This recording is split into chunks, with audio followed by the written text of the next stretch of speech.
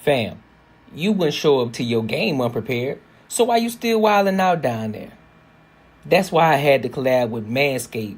It's all about precision, confidence, and staying ready for whatever's coming your way, if you get what I mean. When you feel clean, you move different. And on the Courtnee Edgar show, we keep it real, we keep it sharp, focused, and ready for anything. Now, I ain't gonna steer you wrong, so you gotta make sure you hit the link below. The link is gonna be in the description as well as pinned in the chat. And look, get your Manscaped kit right now and stop showing up to life unprepared. Now let's get into it. Welcome to the Courtnee Edgar Show.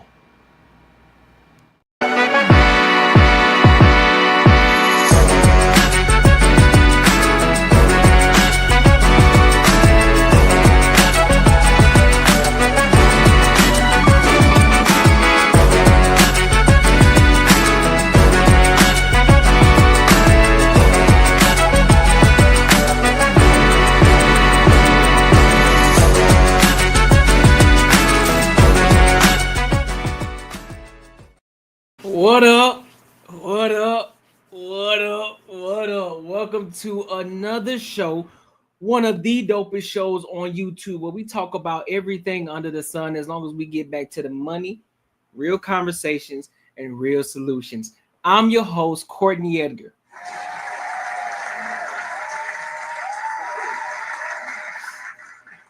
Hello. We got some topics tonight. There's been some drama going on with panels and different content creators, people feeling a certain way about people being on content creators because somebody said some shit. But we gonna get there. But you know we still gotta operate the show how we operate the show. But we gonna get there. So you gotta stay tuned. Make sure you go and get your drinks. Go do what you gotta do because we tapped in. We are locked in for tonight. You feel me? But before we get started, make sure you like, comment, and subscribe for the algorithm, and make sure you hit the bell notification, all right?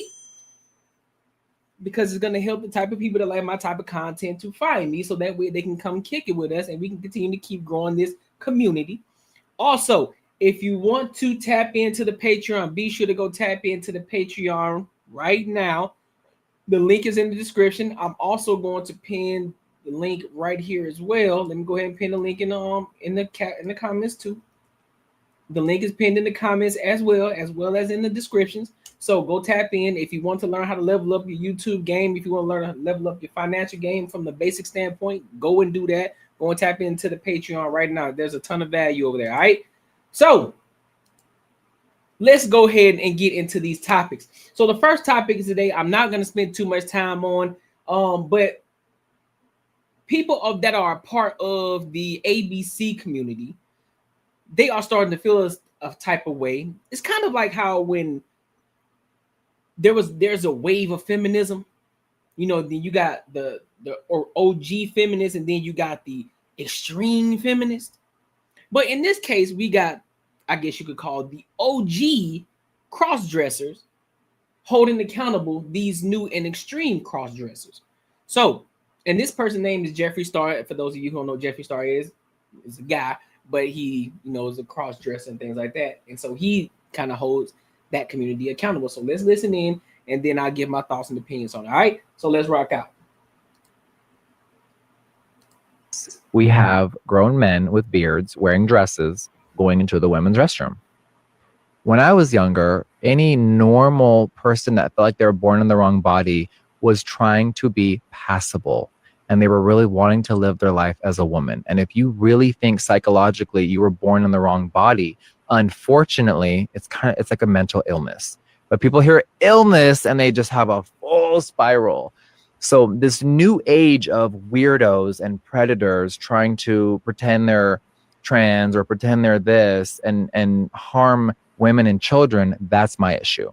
So there is this piece of shit named Lily Tino who is pretending to be trans and recently went into the women's restroom at Disneyland.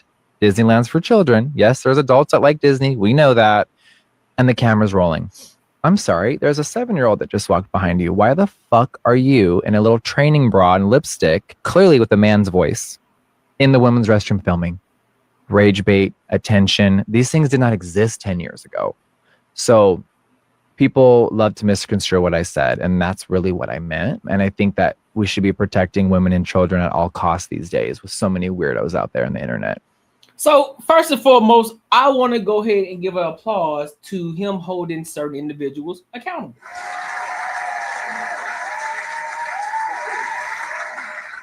Because this is the thing. This is what everybody's been talking about.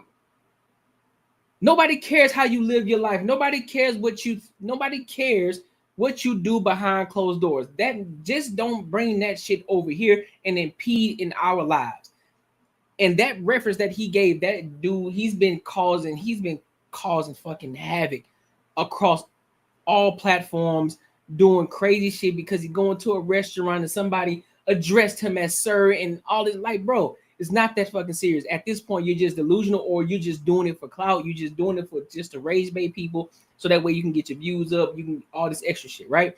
And so this is where I have to again agree with Jeffree Star in this aspect. Something's wrong with you. Something's mentally off up there.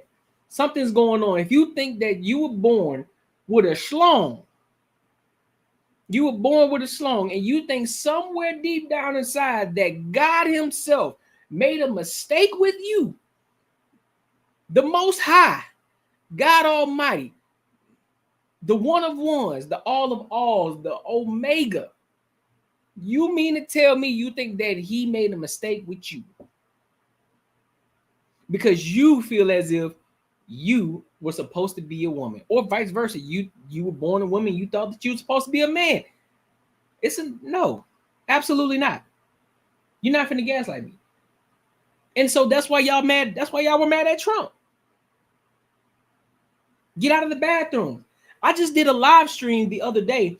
I think it was maybe a couple days ago about the guy who has been arrested many times as a man, but now all of a sudden he wants to identify as a woman. But then he decided to walk in the gym. He decided to walk into the women's bathroom instead of the men's bathroom. It's like, fam, what are you doing? What are you doing? Just because in your la la land world you believe that you truly are a woman, that don't necessarily adhere to reality. And no, you cannot walk in the goddamn women's bathroom if you are a man. You are fucking crazy. And this is not a hate speech. This is just calling a spade to spade. Listen, a person that's a part of y'all community just called y'all out, so you can't get mad at me. You gotta listen. I'm just reacting to it, and I'm agreeing with what he said. If you believe that you are a woman and you were biologically born a man, you need to fix this up here. Something's going on. And if you think that you finna sit up and try to lecture me and tell me that I'm supposed to believe that you are a woman, boy, you got me all kinds of fucked up. All kinds. If you want me to address you as your name, I'll address you as your name. I'll give you that respect as a human being. I will give you that respect. If your name is, I'll address you as your name. I'll address you as your name. But let's not play that game. You got little girls coming out the bathroom. A lot of people have daughters, bro, and they ready to crash out about their daughters. And you got people like such individuals like he was talking about, thinking it's okay to walk in a women's bathroom. Where they do that at? Shout out to Biden and Obama and all of them, you know what I'm saying, who okayed this shit. But hey, we ain't gonna go there. We ain't gonna get there. We ain't gonna get there. Am I tripping? Am I off? Am I wrong? I don't think I'm wrong. I don't think I'm wrong. Because if you think I'm wrong, then that means he's wrong too. That means Jeffree Star is wrong too. No? All right. Well, let me know what y'all think. Make sure you like, comment, and subscribe for the algorithm, and make sure you hit the bell notification. All righty. Let's keep this train going. Do I want to talk about that? Do I want to talk? Nah. We want to make sure we got enough time for this one.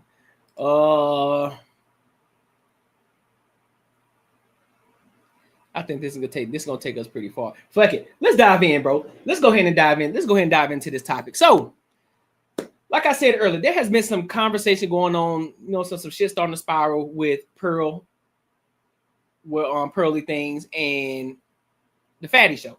So for those of y'all, well, I'm not gonna say Fatty, is Fatty and Ilcon. Fatty and Ilcon Ali is both of their shows, right? They had brought Pearl on, and we'll get into the semantics and all that extra shit. But they brought Pearl on, and they were supposed to have a discussion. They then went on, I guess they were supposed to talk about Black fatigue, and then Pearl get on. She said something about the Black community. People get triggered, and then the shit just spiraled downhill from there. And so what I'm here to do, I'm here to actually observe the situation and give my thoughts and opinions on it, because I do have my thoughts and opinions. I want y'all to watch it with me so we can dissect this situation, all right? Because people feeling some type of way. You got some people on one side of the fence, you got people on the other side of the fence. So we're gonna play this video and we're gonna dissect it, because it's 3 different videos. I'm gonna play the actual live stream from where it started, and then I'm gonna play what Pearl had to say about the situation too. All right, so let's go ahead and get into it.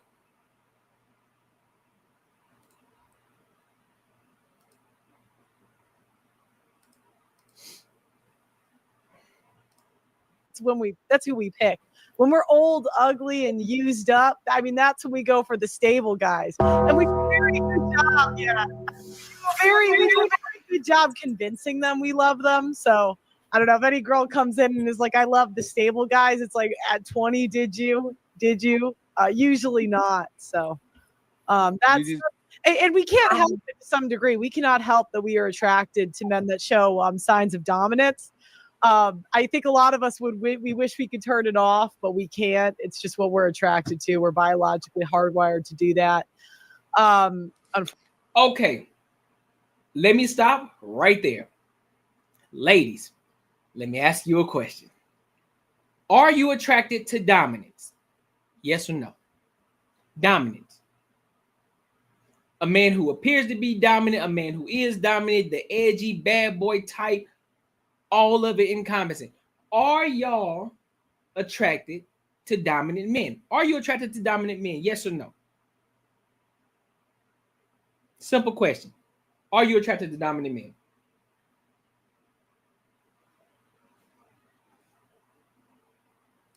Fortunately, so we're biologically hardwired to. Did you say we're biologically hardwired to want chaotic, criminal, dominant? Yeah, dominant. Because you got to think of like Ted Bundy. He had women. Yeah, he had women writing him love letters. I didn't. He impregnated a woman. He impregnated a woman while he was in prison for murdering women. This is a real Luigi Mangione. I don't think that's a woman thing. I think that's a thing that. So, hold on, because I gotta dissect this piece by piece so we can understand. Because shout out to Jazz. Shout out to Jazz. She got her. Let me give her a round of applause. Even though I disagree with her heavily in her take in her live stream today in regards to what happened here, I disagree with her heavily, but I love the fact that she's talking her talk and she gonna stand on what she stand on. That's what's up. Do your thing. And I wish her well with her platform. I will never tell her not to get on it. She's supposed to. And if she wants to be the bad guy, hey, lean into that shit and get your bread. You feel me? So giving my flowers to you in that regard. But in this aspect, when Pearl just said what she said, she gave an extreme analogy. She did. However, it doesn't take away from the point that she was making. Do women like dominant men? If you look back, let's do something real quick. Let's take a step back while she's saying this. When we're old, ugly, and used up, I mean, that's when we go for the stable guys. Exactly, right? We do a very good job, yeah. We do a very good job convincing them we love them. So I don't know if any girl comes in and is like, I love the stable guys. It's like, at 20, did you? Usually not. So that's. And we can't help it to some degree. We cannot help that we are attracted to men that show signs of dominance. I think a lot of us we wish we could turn it off, but we can't. It's just what we're attracted to. We're biologically hardwired to do that, unfortunately. So we're biologically hardwired to. Did you say we're biologically hardwired to want chaotic, criminal, well, dominant? Yeah, dominant. Because you got to think of like Ted Bundy. He had women. Yeah, he had women writing him love letters. He impregnated a woman. He impregnated a woman while he was. And you see, there are four people. There are four people that just agreed with what Pearl just said. Ilkan, Melanin, Athena, and CJ. They all just agree with that sentiment. So by them shaking their head up and down, that means that they understand the point that she's illustrating here, right? Jazz it's not clicking for Jazz just yet. It ain't clicking yet. It's not clicking yet. It's not clicking because she's trying to draw a picture for her so that way she can understand. So she had to choose an extreme. That way people can understand. Now, are there different instances of dominance? Absolutely. But that's one part of it. A man who can be what? Dangerous. That doesn't necessarily mean he gonna go off somebody, but a man that can be dangerous, or at least give the illusion as if he is a dangerous man. Which then hardwires the woman to say he's a protector. He will protect me because he is hardwired that way, because he exudes that type of dominance. She will feel protected. Let's move on. In prison for murdering women. This is a real Luigi Mangione. I don't think that's a woman thing. I think that's a thing that certain women do. Well, you are correct. There's no. Hold on, Jazz, let her land, and you respond. You going to get the mic? Let her land. Not every woman does that. There's different levels of dominance. However, we are still attracted to dominant men, and that does come in the form of if a man can kill someone else, we know he can protect us biologically. So that just is what it is. So you find you equate dominance with you find a man that can dominate and harm a woman attractive? See, this is where Jazz fucks up and she becomes disingenuous. She just laid out the land for you. She just said, hey, there's levels to it. I'm not saying all women are attracted to a Ted Bundy type, but women are naturally attracted to a man of a certain dominance. That does not mean that he has to go kill everybody. Let me give you an example. A lot of women want Clark Kent, but they want him to be Superman underneath.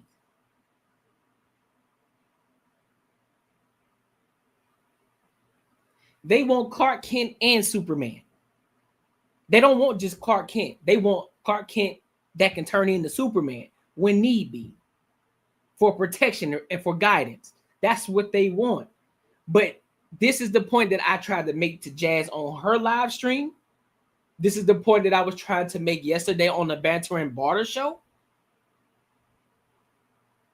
She is being, you know what? I'm not gonna say she's being disingenuous. I'm gonna say I just think Jazz is being way too literal right now. You're focusing on the person that she mentioned instead of what she's explaining. So because she tried to, and no, this is not me defending Pearl, but I'm attacking the situation. Fuck who said it. If it was a black woman who said it, I would still be saying the same goddamn thing right now. So this just so happened to be a white woman. Because if it was flipped and Jazz said it to Pearl and Pearl disagreed, I'm like, Pearl, you're being disingenuous about this conversation. I'm gonna hold you accountable. I don't give a fuck about your color. I don't give a fuck about what your race is. But this person just so happened to be a white woman. Right? And Jazz, you are literally not understanding what the hell she is saying. And so then this is why the situation then starts to go left. That's one way that men describe it, or one way that men describe it. That's one way that men do it, and women do select those men. So I try not to apply morality to this, good or bad, it doesn't matter, because women do pick criminals. Criminals are men that have committed a violent crime are actually more likely. They are more likely to reproduce than men that haven't. So and the thing is, this is what pisses me off about the conversation. You mean to tell me? Because mind you, how many times have we heard when it comes to dating relationship, how in the black community, right? And this is not me just trying to bash black community. I'm not doing that, but I got to prove a point here. How many times have we heard, or the statistic says, there are far more single mothers with children than there are single men with children. So by that definition, by that alone, now I get it. There are some nuances where, you know, the mom don't put the dad on the birth certificate and all that shit right there. But we talking about the statistics in which that we can go look up and actually prove. And also there's this thing called the eye test too. It don't just work in sports. We see it all the fucking time. We see one guy who got multiple baby mamas. And this ain't just on the celebrity. This ain't just on the celebrity standpoint. This is on the lower level standpoint too. In the black community, we see it. There's one guy who got about 3 or 4 baby mamas. One guy, and he typically the one that's in the hood, right? They want him for whatever reason. They know that he already got one baby mama, but they still decide to fuck with him. And then you know he get the other one impregnated. Then the other one know that he got 2, but she still decide to fuck with him. They get pregnant by this nigga again. We being disingenuous about this fucking conversation. Nobody cares if you live in proximity. I don't live in the fucking hood, but I still see it. I don't hang around degenerate individuals. White, black, orange, Mexican, I don't. But that don't mean that I don't see it.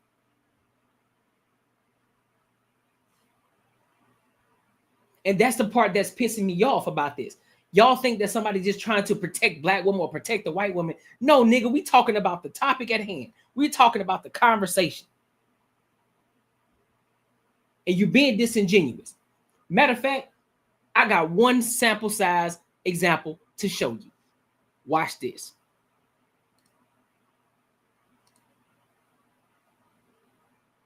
Watch this.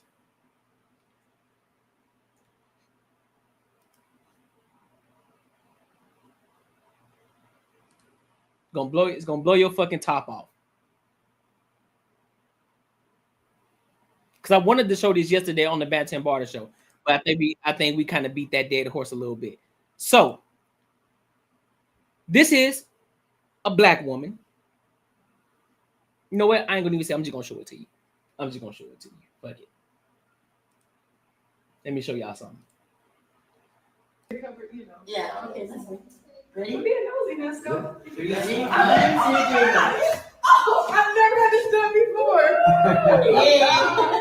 Well, I thought you guys were going to shake. Yeah, they are. Look, he put his arms and shake his arms, shaking us though. It's not Let's see how shaking. many. Curl me. I don't need a hood right there. That's my solo picture right there. Yeah. No, his legs are shaking. No. Come on. Prison. Yeah. We kidnapped him. We're about to get out of here because. Oh, wait. That's just one small example. But they don't like inmates, huh? They aren't attracted to inmates, huh? Why he picking her up? Ain't she on the job? Ain't she on the clock?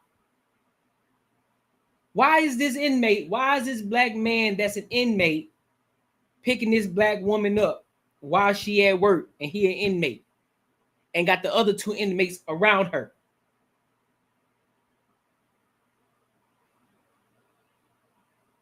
So again, are we gonna be disingenuous about the conversation or what?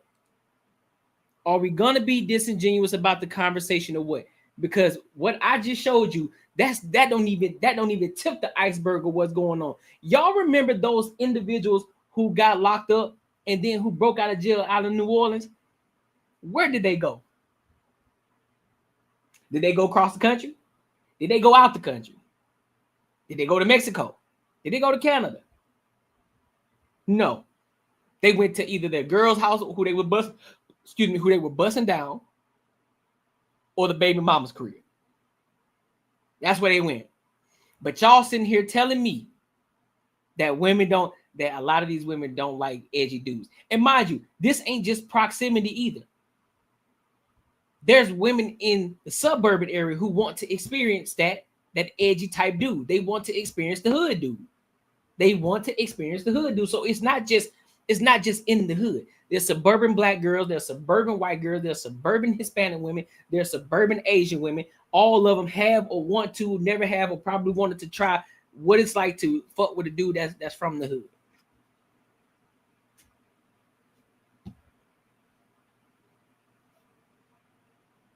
And you telling me just because you aren't in proximity or you don't live in the area that you don't see it, or you can't be genuine enough to say, you know what, you got a point right there. You know what, that it may not be all, but I know that there's some out there. Just like how you know there's a lot of baby mamas out here. There's more baby mamas than there are. There's more single mothers out here with children than there are single fathers out here with children. But you're gonna be disingenuous though. But then I'm the crazy one. All right, man. Let's keep it going.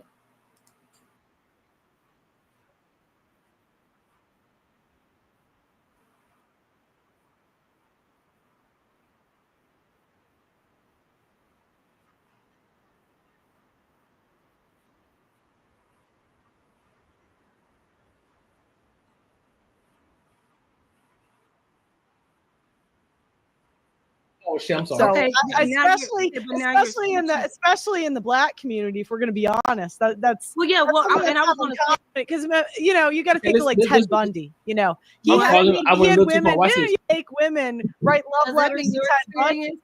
Has that been your experience? Like, are you attracted to criminals? Well, to be fair, okay, and this is the point where I tried to tell Jazz during her live stream.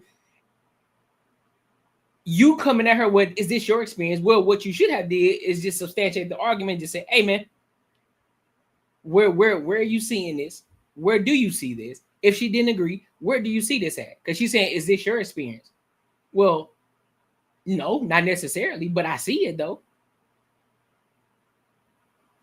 That's just like me saying, listen, I'm Courtnee Edgar, and I've never experienced racism in my life as a black man. And I can say, well, I never experienced it. So is that just because I haven't experienced it don't mean that this next person didn't experience it. But then I have to have them substantiate the argument because, you know, a lot of people cry wolf. A lot of people say something is racism when it really isn't. So then I have to double down and say, okay, well, how was it racism? What the fuck happened?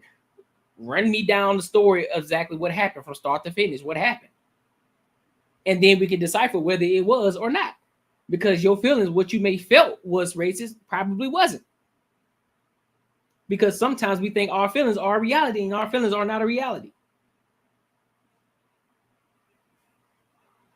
I don't know many criminals. So that hasn't been my experience personally. I mean, what about the people in your environment? I mean, I've interviewed 1,000 people. A good chunk of them did, you know, procreate and date men with felonies. That's not uncommon. So okay, especially in the black community, if we're going to be honest, that's well, yeah. Well, I was going to say, so I don't know why you're pretending to not know what I'm talking about. You can gaslight, know what you're talking about. These simps, but you can't gaslight me. I don't know what you're talking about. I don't think you know anything about the black community, but I will say about the white community. Oh, it's a lot of white women that find, you know, men who kill other women attractive. Those are the women that were true, but I won't gaslight. And so this is where Jazz gets triggered because is anybody mention the black community, all of a sudden she go off the rails. Jazz, I want to tell you something. Listen, and this is coming straight out of love, man. This is coming straight from love. Hey, man, all right, what are you doing for the black community? Are you doing anything? Do you got businesses? Are you creating jobs for them? Are you helping them? Are you giving back in regards to? What did you do when people couldn't get their SNAP? Did you know any people who? You know, who weren't when the shutdown happened, who may have not been getting paid? Did you help them out? What were you doing? What are you doing in the black community? What are you doing? Are you doing anything to help elevate black people? Instead of just talking and getting on podcasts and just talking, oh, I love black people, I love them. Okay, cool, you love them, okay, but what are you doing for them? Show me how you really are loving them. Show me. What are you doing for them? What nonprofits have you opened up for them? How are you giving back to the community? How are you giving back to the community, the unfortunate community? How are you giving back to them? What are you doing? What are you doing? I'm just curious. Since you're so pro-black and you stand on it, which is fine, what are you doing for them though? Since you want to get so triggered about what she just said, because instantly what you should have did is double down, like I said before, double down and told her to substantiate the argument of what the fuck she just said. But yet you decided to get triggered. You decided to go into your emotional bag, and now you ready to pop off. Now, mind you, I'll give you credence because you didn't crash out, but you definitely got triggered. Gaslight you about it. I will gaslight you. I would say that's true. En Cox, siempre estamos un paso adelante. Por eso el precio de tu plan no subirá por 3 años. That's true. There are white women that do that. I can't hear you. Yeah. Hold on, real quick. Hey, hold on. I'm gonna say it again. Hold on, real quick. I can't hear you while I'm talking. I don't even know why she even brought up the black community. You can't say that until she lands. Like I want you to right now. We got strong personalities on the panel. Please let the person finish and then respond. You can't say the person interrupted you, and while you talking over me while I'm talking, if you already interrupted the person, let her finish. You the first person that can respond to her, Jazz. You the first person. Just let her land. I did let her land. No, you didn't let her land, Jazz. Okay. It's fine. Let's start now. Okay, well, you asked me why I brought it up, the black community, because you're black, so you would know. Because like I don't. That is first of all, it's like the same reason you brought up the white community, because I'm white. I have eyes, you know. If you're done, first of all, that's very disrespectful. It's very disrespectful. No, the fuck it's not, man. No, the fuck is not. Stop being so fucking sensitive, dog. Stop being so goddamn sensitive. Seriously. I don't give a fuck how passionate you are about the black community. Stop being so fucking sensitive. Have a fucking conversation. If she said some shit that you disagree with, dive into that, what she said. Attack the argument, man. Because you already have some type of ill will with her anyway. So the fact that anything that she says that may be a little bit off to you, you ready to go. This is y'all fucking problem. This is your problem. You get offended by every fucking thing. Can't nobody tell you shit. Can't nobody tell you about yourself, even though we see the shit. And then you get mad when somebody else calls you out on it. White people can't tell you shit. Black men can't tell you shit. If a black woman tells you something, she's a fucking pick me. Pick one, dog. Pick a struggle. But what you're not about to do is sit up here and try to play this whole race game. Oh, well, you said the black people, you know shit about my community. Well, guess what? Everybody and they fucking mama got TikTok, got Instagram, got YouTube. We all see the shit online. Everything that's getting fucking highlighted, we see it. So you think that you the only one that see shit that don't see shit, Jay? You think Pearl don't see shit that go across her timeline? You think just like if we see white people doing stupid shit, guess what? We gonna call that shit out too. This ain't just a black thing, bro. This ain't no pro-black situation, nigga. I hold everybody fucking accountable. Men, women, white women, black women, Mexican women, Mexican men, all y'all niggas alike. All y'all can get the fucking smoke.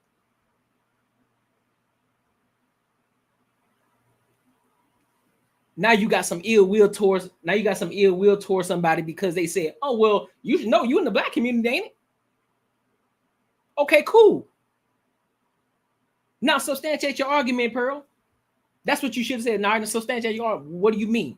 What percentage are you talking about? Like, do you think that's all black women, or like is it a certain subgroup of black women? What do you mean though? So we can actually dissect this shit so that way we can get a better understanding of what you mean. And so we can have a fucking conversation instead of us getting triggered. That's why it's hard for white people to go into y'all space, and that's why it's a lot of times harder for black people to go in white people's spaces, because y'all y'all got a teeter tot across. Y'all want to toe tap across the fucking conversation. Have it.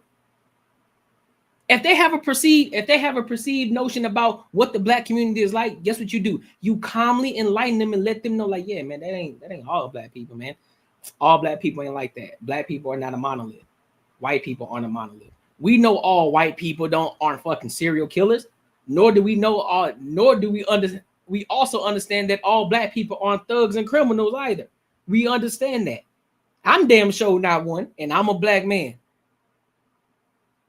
So that right there, that one small sample size alone lets you know we aren't a monolith. But y'all want to try to gatekeep everything, but then you don't want to have a conversation. Can't nobody hold you accountable for shit. So we just supposed to let shit fly. That's what y'all want. Y'all just want us to shut the fuck up, let you do what you want to do, and let you be degenerate, do all the dumb shit, and then you go and cry and holler and cry, hoop and holler to the white man and tell them to give you fucking reparations. You begging for, you can't do both. Pick one. You either gonna beg and cry, hoop and holler to the white man to come help you, or you gonna do it for self. Pick one. But you can't do both. You can't call them racist and all that, saying talk shit about them at the same time and then go holler about, give us our reparations. We deserve our reparations. But you ain't doing shit for the black community. You ain't building businesses for them. You ain't creating jobs for them. You ain't doing none of it. Fuck out of my face, man. This was a conversation about. No, hey, friends, we don't need ad libs. Jess can handle it. Let her handle it. Go ahead.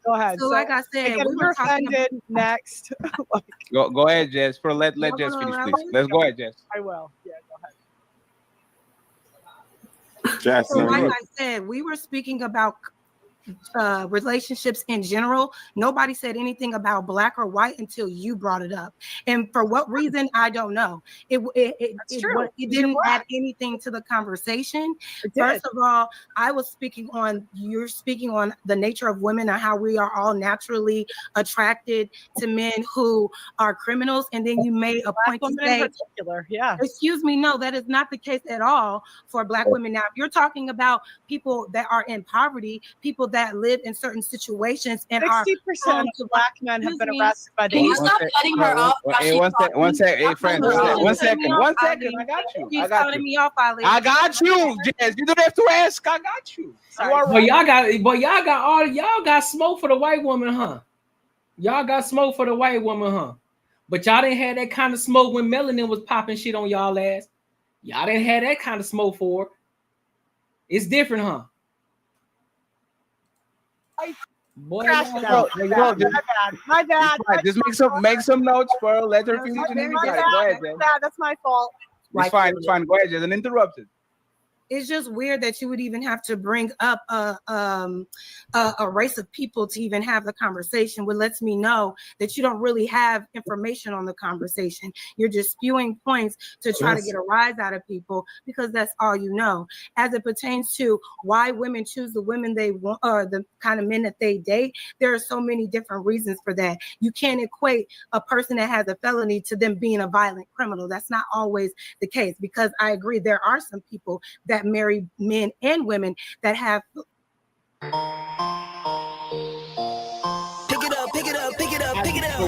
you see the felonies in their background. That doesn't necessarily mean that they are violent. And then to say that black women are the most prone to violent criminals within our community, you don't know shit about our community, Pearl. And if we're going to talk about what's happening, if we're going to make it about a race thing, let's figure out what's going on in these white communities, in these white homes, when you all are raising all the mass shooters, y'all raising kids that are taking guns to shoot at other kids, y'all going into public spaces. And I'm sure you're going to talk about black on black crime or whatever, but we can debunk all of that because that's through proximity. The point is that you didn't have to make it about black or white. Just through proximity, general. Nigga, still the stats are the fucking stats. What are you talking about? You trying to you going on this long ass fucking monologue. What you should have did is attack her 60%. Hey, what you mean 60%? I need you to clarify that. I need you to, what you mean? What is that? What does the 60% entail? Because last time I checked 60%, that's a high ass number. I don't think that's the truth. I need the real facts and data on that one. Since we're here to talk facts and data. But now you on this long ass monologue trying to tell somebody about their culture as if she don't fucking know what her culture is like because she ain't getting fucking triggered by the shit that you already saying. But you triggered though. And you in that bobblehead ass, blonde wearing ass, wanna be pro-black ass, egg-headed ass woman down there named Tyranny. Because it's very disrespectful for you to try to pigeonhole black women when you don't know any of us at all, to make that assumption that that's what we are prone to. None of these women on this stage, myself, Tyranny, or even Athena, are dating any man that is of a criminal or that are violent. So watch what you say up here. You got a really smart mouth, and if you're going to have the conversation, try to be respectful. And all this, look at this, look at this simp ass nigga down here, Big Rick the Ruler.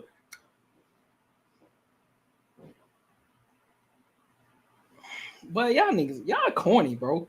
Nah, for real though, y'all corny as fuck. Y'all corny as fuck, bro. Y'all corny. But let me be objective about this. Could Pearl have used something different? Yeah. She could have used a different example. But however, like I said before, Jazz acted as if she wasn't getting it, what she was saying before when she was generalizing the situation, because there have been plenty of times where she could attack the argument. She could have attacked the argument differently. But Jazz acted as if she wasn't getting it. So, guess what you then do? You know what we do? So, like, if we're trying to explain something, we use analogies that about somebody can understand in order to illustrate a point. You know, like guys, we typically use cars or we use sports as an analogy to illustrate a point that we're trying to make when it comes to like dating and relationships. So I'll give you an example. When men talking about how a man does not want to pay full price for a used vehicle, that's an analogy saying that, listen, I'm not about to go above and beyond and give you the top tier of who I am for you, the woman who got 2 or 3 kids, you done been ran through, you old and washed up. I'm not finna give you princess or queen treatment. I'm not gonna give you that. That's the analogy that they would use. And so when you use, sometimes you got to use extremes in order to illustrate the point, so that way you can get across, or something that somebody can relate to, so you can better understand what's actually being said versus the actual analogy and you taking it so fucking literal. Because there will be women who will say, so you compare me to a car now? Like, bro, no, I'm not comparing you to the car. I'm illustrating a situation that you can relate, that you can draw the parallel between the two, so you can better understand what I'm trying to tell you. I'm gonna take my motherfucking time. Oh my God! Can we get Hey, there was no. She has the hey, friends. We don't need it. When she lands. Pearl will have all the chance to reply. Everybody going to be quiet. Go ahead. You done, Jess? Yeah, I'm done. I don't understand why that was accepted. Like that was. Wait. 1 second. Okay. We shouldn't accept what she said. To say that you should know as a black woman because you all date criminals when So raised. Jess, 1 second. So this is my opinion, Jess, and correct me if I'm wrong. She punched you in the face. You have the right to punch her back. Right? Is that fair? If you felt that she punched you in the face, I have an opinion about this that I'm going to say later, right? But we are letting you defend yourself. We're not. You're going to have 2 chances to land your plane, and Pearl is going to have the chance to actually rebuttal what you said. Do you think that's fair? What do you want to do? Can we go on? I want to make sure so everybody knows where we at. We can move on. I think she okay. Go ahead, Pearl, and then we go back to the panel. Okay, so you can tone police the simps and women that respond to shame, but you're not going to tone police me. So anyways, going back to the stats, the reason that I said that was 2 reasons. The first is that I interviewed 1,000 people. A good chunk of them were black women. And I just noticed that they had a propensity more likely than other races to date criminals. It's not really an insult. As I could go into details about the types of men, white women tend to date that are irresponsible. I've just noticed different trends in different communities, and it's kind of bad. Oh, so hold up. Let's back that up, because that's a part that you missed, Jazz.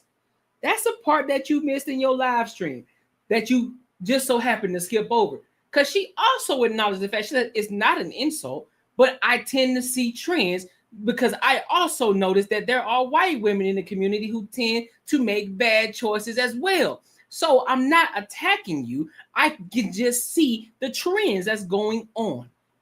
But again, y'all fucking, you get triggered. And I'm getting triggered because of this stupidity. You could have had a conducive conversation. Backed up by data, because 60% of Black men have been arrested by the age of 25. So, you know, it's not to be rude, but I think it's more common in that community than it is other communities. The number. Go look at ChatGPT. In terms of mass shooters, I think you said white people are the majority of mass shooters. I would say that's true.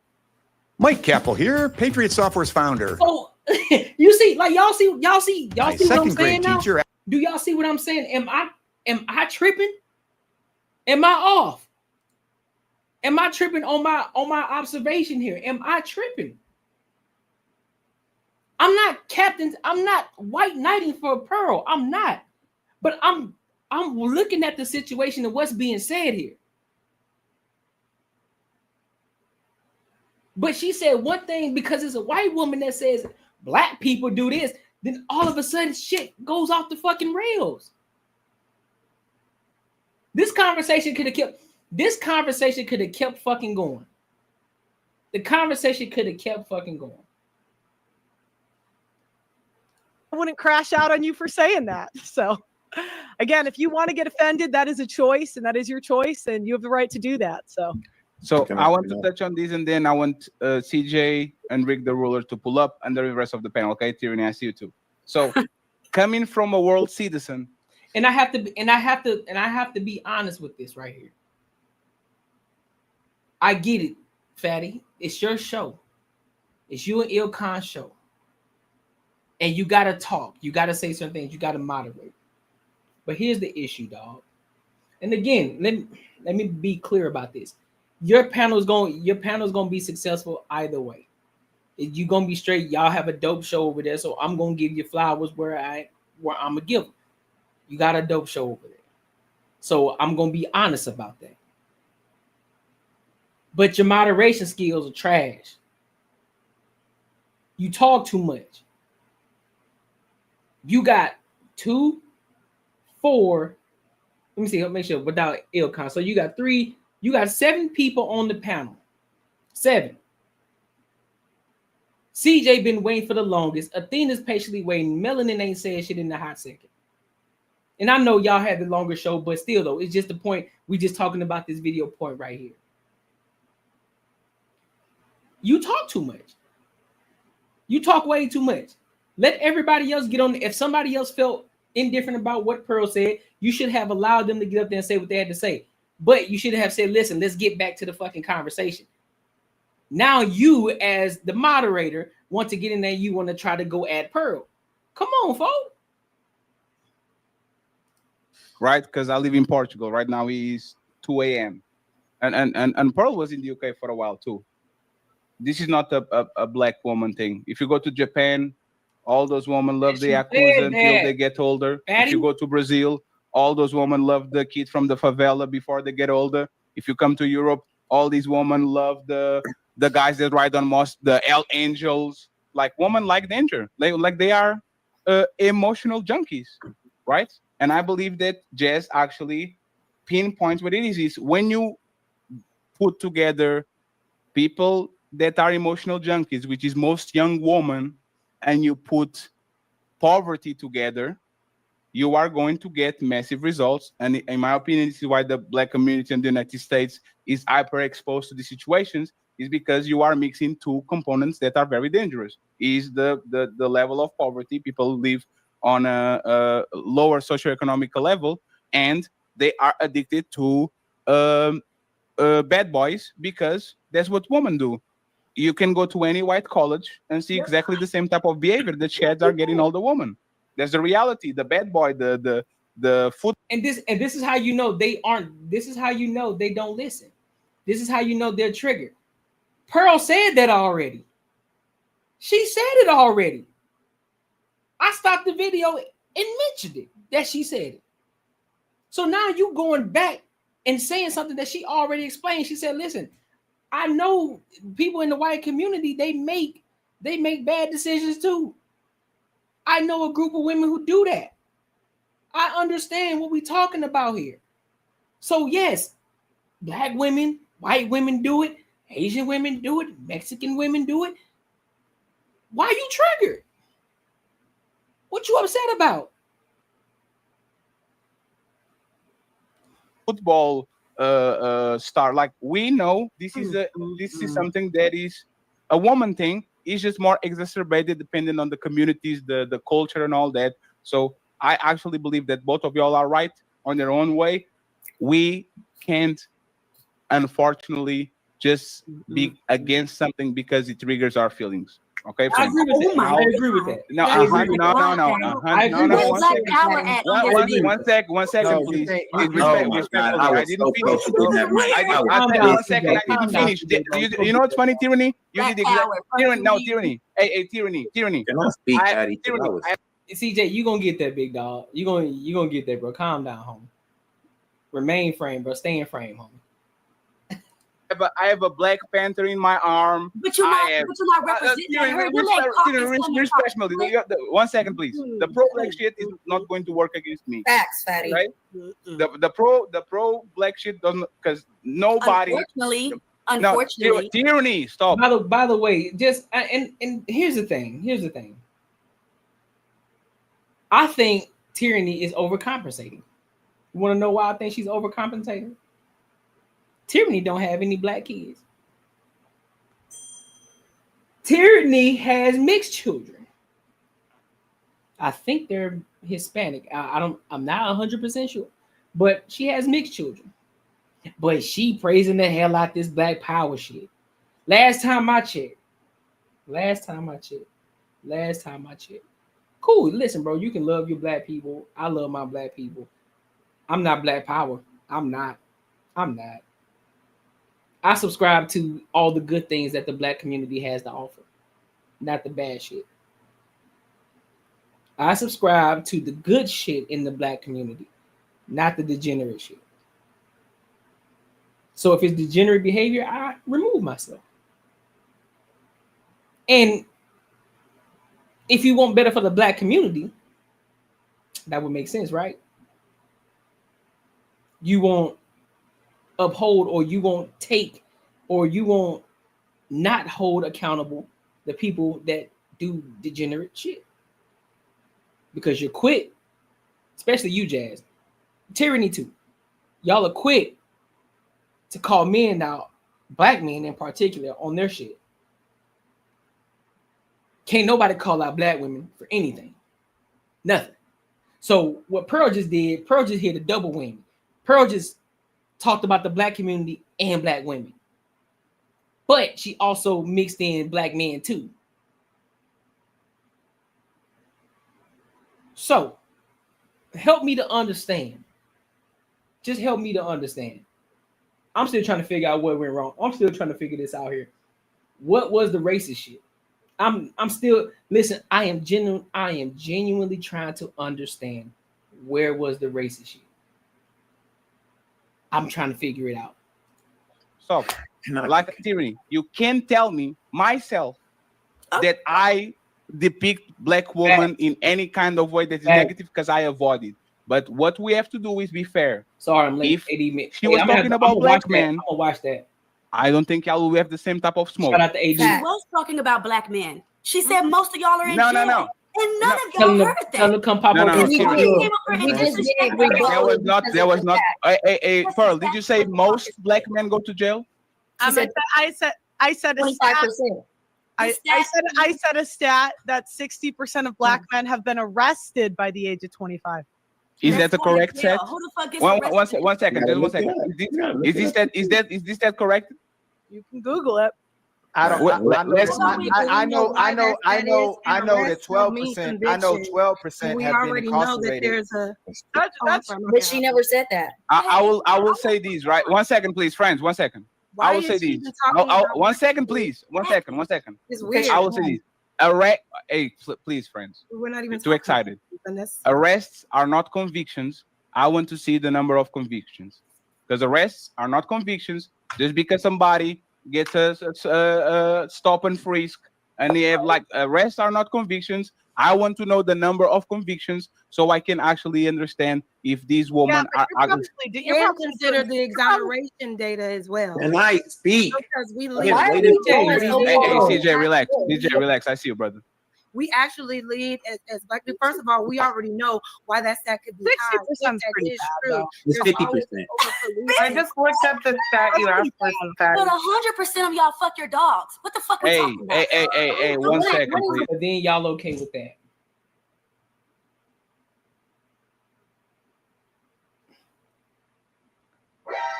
Then y'all are okay with that. Last time I checked, two wrongs don't make a right. So now you think it's free game. But see, what y'all don't understand is, as a black person, right, looking at other black people, mind you, Ilkan held his shit, Melanin held her shit, CJ, he was tweaking because he wanted to talk so much, but for the most part, he was straight. Jazz, she didn't crash out, fortunately. But for the most part, you know, she got triggered. You can tell. She sat back, was quiet a little bit. And then here come Egghead Tyranny. Saying some dumb shit. Being degenerate. But 100% of y'all fuck your dogs. So, because she threw out a 60% stat, which again ain't even absolute, but you can still question and be like, hey, 60%, let's talk about it. Because I think that number's a little too high. But then tyranny comes out, oh well, we can throw shots. 60%, but 100% of y'all fuck your dogs. Really? Okay. Hey, one second, please. Hey, 1 second. Hey, And their cousin. Oh, okay. So Jazz, then you want to throw salt in the wound by saying and their cousins, huh? As if, hold up, walk with me now. As if in the black community, y'all didn't know little uncles and little shit be out there trying to fuck with the little kids. As if we don't know people in the community, huh? Okay. You can lie to me if you want to. That shit happens in the black community too.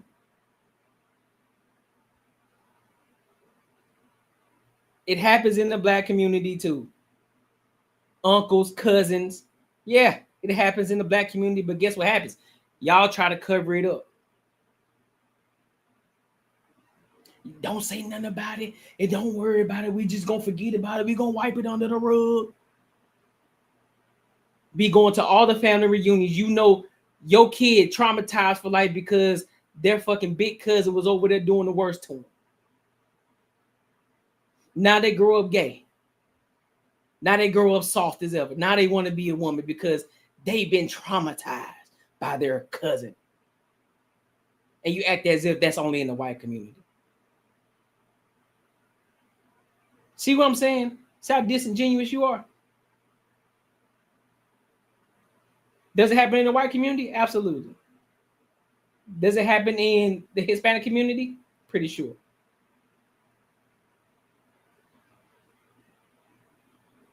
So you see, I'm not just sitting here trying to defend Pearl. I'm talking about the conversation. Because again, if it wasn't Pearl and if it was another black person that said it, I'm gonna guess what's gonna happen. I'm gonna do the same exact thing that I'm doing right now.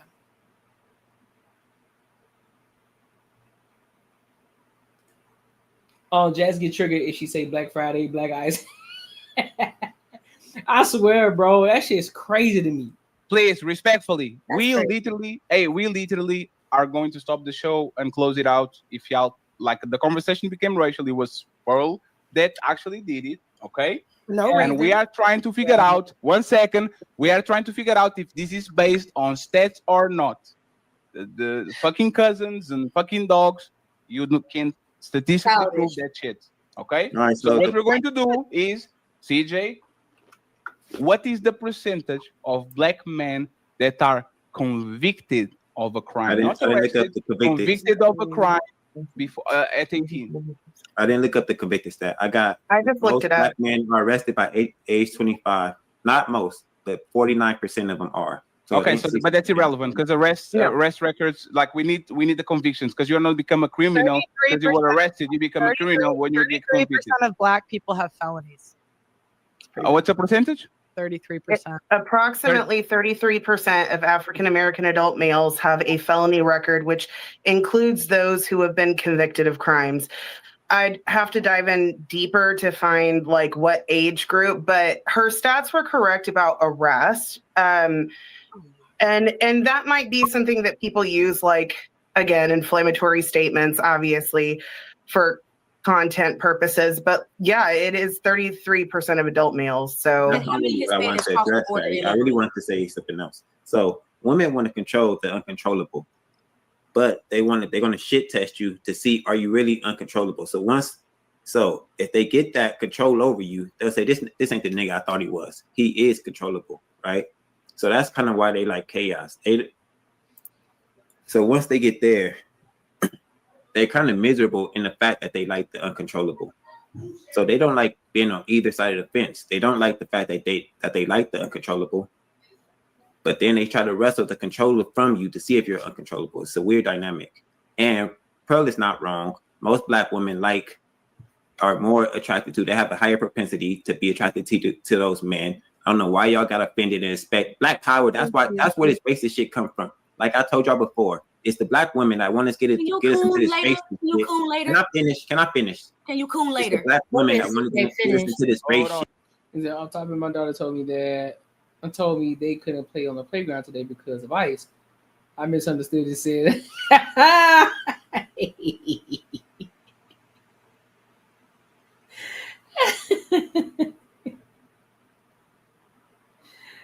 oh man. Hey bro, I'm telling you. Just let them land. No, it's fine. It's fine. We control 18. Don't mute yourself. So you did like, hold on. Go ahead, CJ. CJ. It means frozen. So yeah, I think they want to get us into a war that we can't win, so they can go and be with the white man, and that's a different topic. But sorry. True story. Tyranny, do you have a chance to reply, and then I'll get the best of the people that haven't talked, especially Big Rick, right? What did CJ said that was wrong? It's a battle of ideas. 1 second, Tyranny. Remember, this is the battle of ideas. You have uninterrupted time to prove CJ that what he said is wrong. No name calling for now. Later we can do it. Let's prove CJ wrong. Why is he wrong that most black women are attracted to this type of man? Pearl, no, we're not attracted to them. Their men want us. That's why they really hate us, because they can't. That was not the question. Girl, sit the fuck down somewhere. Tierney, shut the fuck up. You of all people don't need to be talking about who the fuck desire you. I'm trying not to.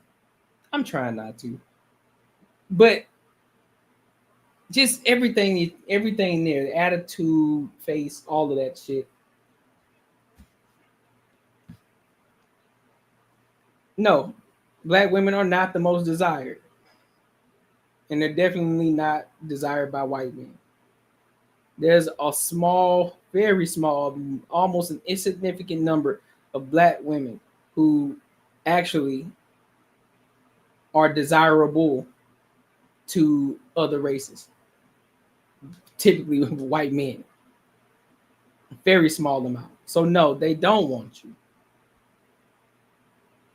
Now, maybe if you fix your behavior, stop getting triggered by everything, calm down with your attitudes, stop being obese, you probably still wouldn't be up there, but that percentage it'd probably tip just a little bit, but not a lot. But I will say this though, black men are more desired than, I want to say they're either tied or they come second to white men, I believe. Either first or second, one of the two. So we're up there as black men in general. So please miss me with all that lying shit that you about to do. See, and you see what I'm saying? You said she just do some stupid shit out there. But they want everybody to check Pearl.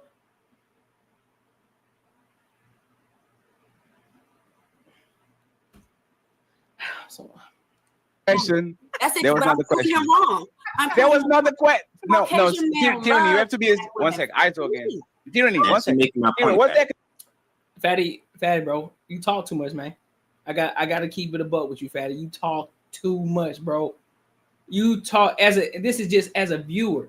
As a businessman, do your thing, bro. You run your business how you run your business. But as far as watching it as a consumer of this shit, you talk way too fucking much. You got to be quiet, bro. You got to be quiet. The crowd that you have right now. I actually came here prepared because I thought the topic was black fatigue. So I came prepared with stats, facts, data, and statistics. I came. But the topic is not black fatigue, right? That's what we spoke about. No, but is the topic black fatigue? That's what you told me the topic was. No. I'm asking. 1 second, please. Is the topic black fatigue? No, I invited. Hold on, Pearl. I invited you, right? And I told you already that the next time I gotta get my beard like black fatigue. We already addressed it. Crispy, but you feel what me? is the relevant part about making it about race when we're here about the relationships? Why go straight? That's twice. That's going to trigger people. And now if they start saying stuff about white people, now we're going to have a race war. We want to have the conversation and intentional about the relationships, but it is turning into race conversation instead of a relationship conversation. That's all we're addressing. We want to have the conversation, but it's becoming a race conversation. It's interesting. And we will have the race conversation, the black conversation. Hold on real quick, Big Rick. We want to have the black and white conversation, but when it's almost like it's said to instigate or stir something up, it seems like it's becoming racial. You're saying something. What I thought was that we were adults here and we could talk about facts, data, and statistics without getting upset. Maybe we're not. I don't know. No. If I did, it's not that, right? For example, you don't off the cuff, just because the girls are getting upset. No, that's not. Pearl, that's not the case, right? For example, we were having a conversation about criminals, and you say black woman after herpes. Like it's a very she said that she actually brought it up first, and you guys are talking to me. She brought it up first. No, Pearl, you brought up the fact that black women like criminals, and then when she said, "What if she said that?" Give me a second, y'all. Let me send this real quick. Give me a quick second. Let me send this real quick. Cause boy, they bugging. Straight bugging. Let's send this. Do.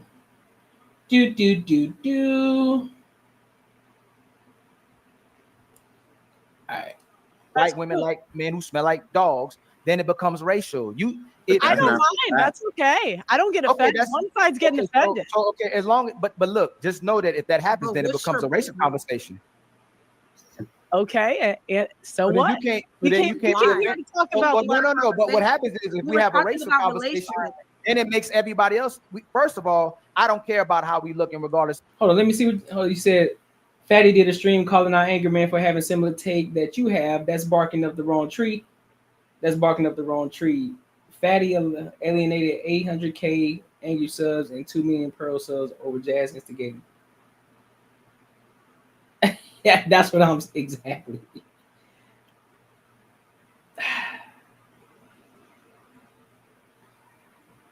Damn. That is crazy. I don't understand, bro. That's what I'm not understanding. Looking at this from a business perspective, bro.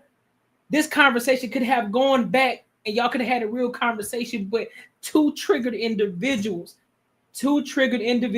fucked up the entire dynamic. And then Fatty continued to keep talking when he should have just shut up and just brought everything back so y'all can continue to have the conversation. Pissing me off. Then you let Tyranny keep saying slight shit. Jazz over there agreeing with her. Pearl already said, listen, bro, if they want to talk about it, we can talk about it. I don't care. We're here to talk. We're here to have a conversation. So have the fucking conversation. Y'all over here trying to have a fucking lecture moment. Fuck the lecture. Talk about the conversation. Get back to it.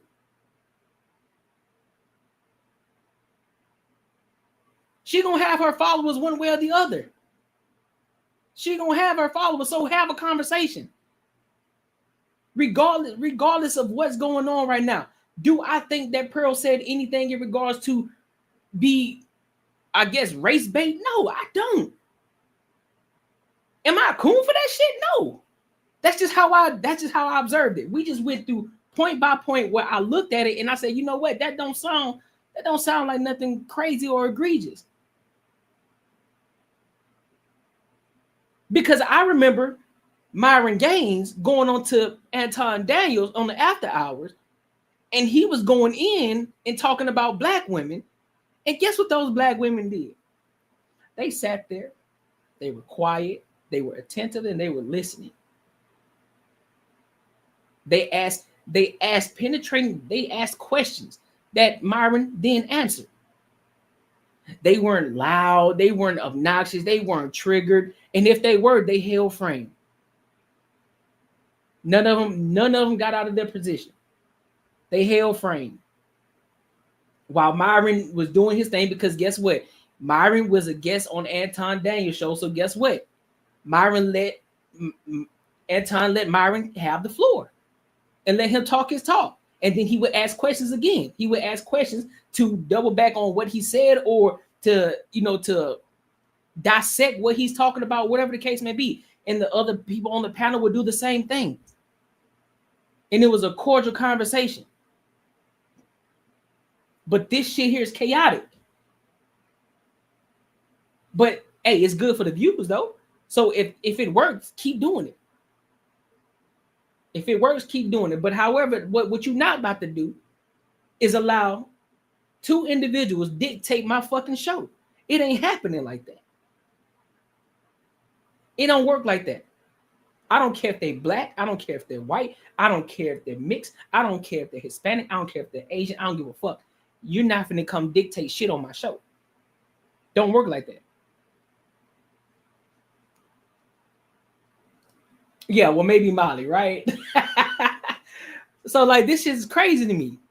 To money and all them things. I do care about how people respect themselves. So we should be able to have a respectful conversation without making it racial, blatantly racial. Nobody not being factual, making it blatantly. Okay, well, y'all didn't give Tierney as much shit when she made it racial the other day with me. Well, hey, one second. I want to hear from her and see what she thinks about what we said. You got a good point. Well, if I'm being honest with you, never has a point. If I'm being honest, I think you guys are overreacting. I think the guys are white knighting a little bit for the women. I don't think we need to get up. But also too, though, bullshit. He wasn't talking about that quality of woman, but again, he was talking about black women, though, right? But neither one of them got triggered because why? It didn't apply. But I guarantee you, if Jazz was on there, triggered up. Emotional because there's facts about race, and if you can't handle it, I can go. I don't mind. Yeah, no, but Pearl, the thing is, we are not being emotional because let me give you an example of 1 second, please. 1 second, please. I'm gonna bounce. Here's the thing. You see the difference between the two types of women. Look at Athena. Look at Melanie. Quiet, chilling in the cut, waiting their turn patiently. But look at the loudest two talking. Tyranny. Jazz. Loud and shit, fatty. But it's his show though. So I mean, I still think he talked too much, but it's his show. Two different individuals understanding and knowing how to stay in frame. Knowing how not to get out of character. But these two motherfuckers just keep going. Keep going. Keep fucking going. Don't know when to shut the hell up. No, it's fine. Let me tell you one thing, Pearl, before you go, Pearl. So the thing is, Jazz is way too fucking pretty to be acting the way she act. Way too fucking pretty to be acting the way she act. With them goofy ass glasses that she got on. Hey, please, 1 second. So that's the thing, right, Pearl? If I was playing the same game that you are playing, I would say you know about these things because you are the one that dated the black bum, a black homeless man, right? I would literally come out of the woodwork now because I you know your going, story. so now you're going personal, fatty. See, now you're going personal. Even when she said black women, she was still speaking about black women in general. You going personal. So not only, so off of one comment of 60% of black men, and I'm sorry for pausing a lot, y'all, but there's a lot here. 60%, anybody could have attacked the 60%, like, numbers a little too high. What do you mean? Expound on that, right? Instead of getting triggered by her saying because you're black, right? Could have. After that, what happened? Tyranny jumped off the porch. Jazz jumped off the porch talking about what Tyranny talking about, fucking 100% dogs and shit. Then Jazz doubled down talking about and their cousins. Now here goes Fatty talking about, well, trying to make shit personal. Well, you dated a bum, right? You dated a bum, right? You dated a bum. Now you going personal, Fatty. That's where you're fucking up. Because you're making it personal. You're getting out of frame. This is why Pearl said you white knighting. You as the moderator, Ilkon as the moderator, you don't supposed to have a side. You're supposed to let the panel do what they do for the most part. Now, if you just truly believe in what you believe in, okay, cool, stand on it. But you're making personal attacks. And she did not single out anyone. Matter of fact, Jazz was trying to make a personal attack. Well, she didn't make a personal attack, but she went personal with, well, is that the type of man that you date, Pearl? So twice, y'all came at her personally. When she, even though she fucked up the percentages in regards to black men and black women, black men being arrested and shit, y'all still went at her personally.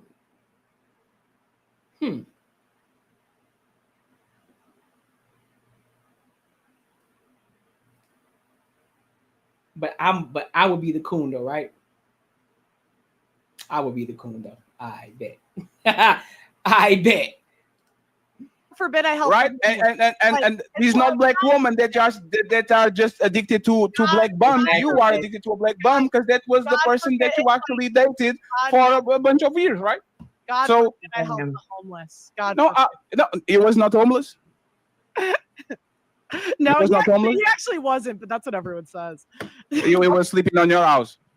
No, it's not the full. I mean, it doesn't matter, but yes, but my point is this, Pearl. We are treating you with respect. You can definitely touch on race. We can literally do shows about race, put the table to you, and you can do whatever you want. But if we are going to try to either get clippable moments or something like that, we know more about you than you know about us. So if you want to go there, we can go there. I take my gloves off and we can do whatever we want. And if nobody can be offended because of black this and black that, you are going to talk about the time where you were fucking a black homeless man, a fat motherfucker that you were having in your house, right? Fatty, you're fat too. It's like absolutely. You have no titties and no ass. You are mad at me because I have more titties than you. That's why you're mad, right? We could go back. That's why you. I mean, what's funny? I mean, let's be honest though, nigga. You think it's cool to be fat, my nigga? Like, what you talking about? Oh, I got more titties than that, nigga. That ain't no sneak, my nigga. You fat. What you talking about? That's not really a good comeback, but look, Jazz gonna be hysterical, Tyranny gonna be hysterical about the situation. You know what I mean? I get it. It is what it is. You know what I'm saying? It could be funny. And they say she ain't got no chest and no boobs, but I mean, she a white woman. What the fuck you expect? What the fuck you expect? Now, it would have hit harder if it was a black woman. You know what I'm saying? Like, damn, shorty, you normally got some ass. What's going on? Ain't nothing back there? See, that would hit different. But we already know it. I mean, she ain't got it. She ain't working with me. Mad, right? That's because I have more titties than you. So again, I thought we were adults so that we could talk about. Oh, we are definitely adults. Let me ask you something. What do you think about black fatigue? All right, so I do appreciate you guys having me on. I really do. Can you say what you think about black fatigue? All right, so I'm gonna stop it right there. But what I want to do is go to this next part. I want to go to the next part, but make sure you like, comment, and subscribe for the algorithm. So she did a reaction video to this entire thing, explaining the situation from her point of view. So let's get into it. I better explain myself. What you mean? I'm just saying. That's what it's known for. Certain people are known for certain things. Like stereotypes are earned, not given. You feel me? So, like, but let's go to this next one. Let's go to this next one. Well, we're gonna play that one. You said you better explain yourself.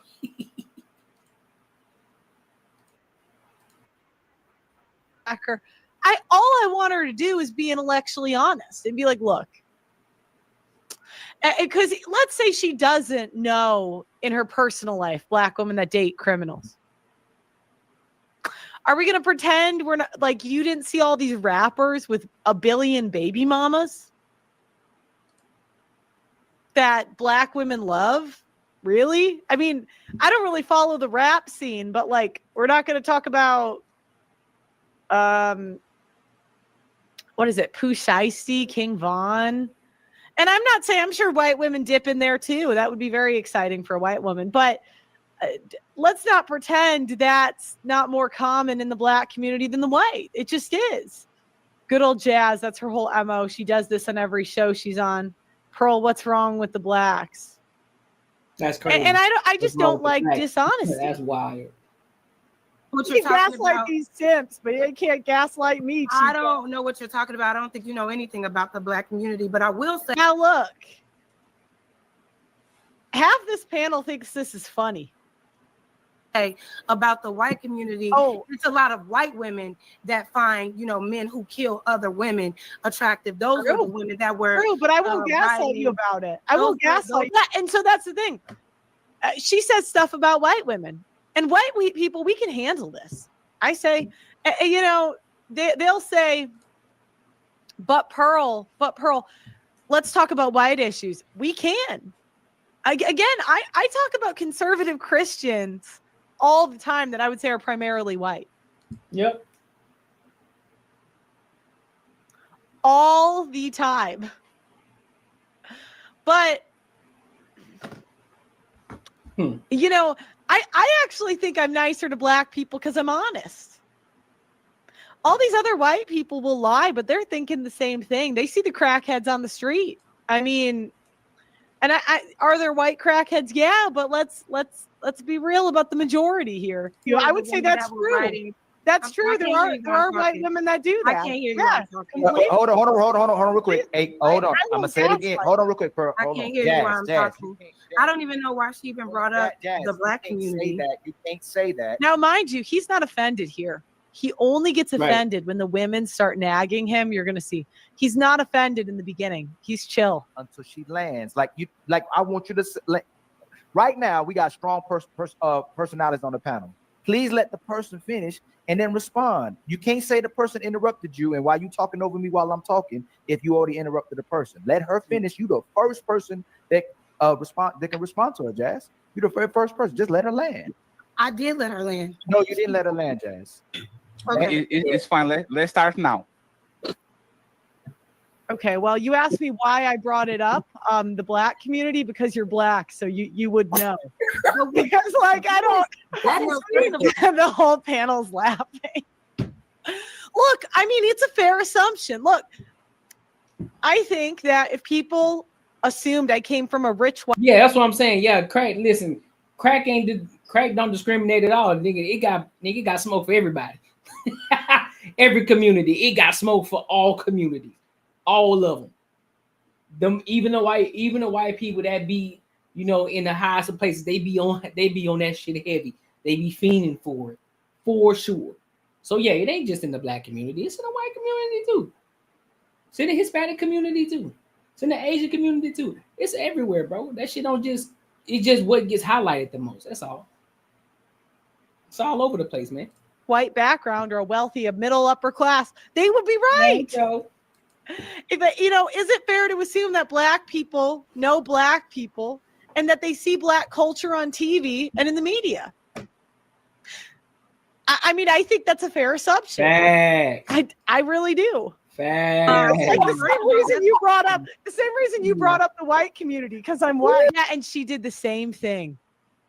I didn't have eyes, If you're done, first of all, that's very disrespectful. It's very disrespectful. This Now, mind you, these two start crashing out. And instead, this is how monsters are made. Because he could option A, check these two. But he won't. They won't. And it's no Ilkin, or I think that's how I say your name. And it's no disrespect for you, but I'm just getting tired of men doing this. Like, be a man. And I hate having to be a woman to say that. It's so out of order. But it's just, it's kind of like the dad that always rewards the bratty sisters.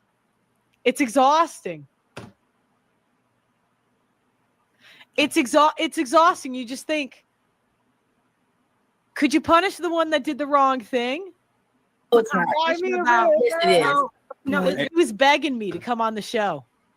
Oh shit! Hey, friends, we don't need that. Leaves Jess can handle. And so, hold on, mind you, to give you a little bit more context. So, there apparently there was some texting going back and forth between Ilkan Ali and Pearl in regards to what was going to happen and what was going to happen on that panel, right? So we don't have the full details on it, but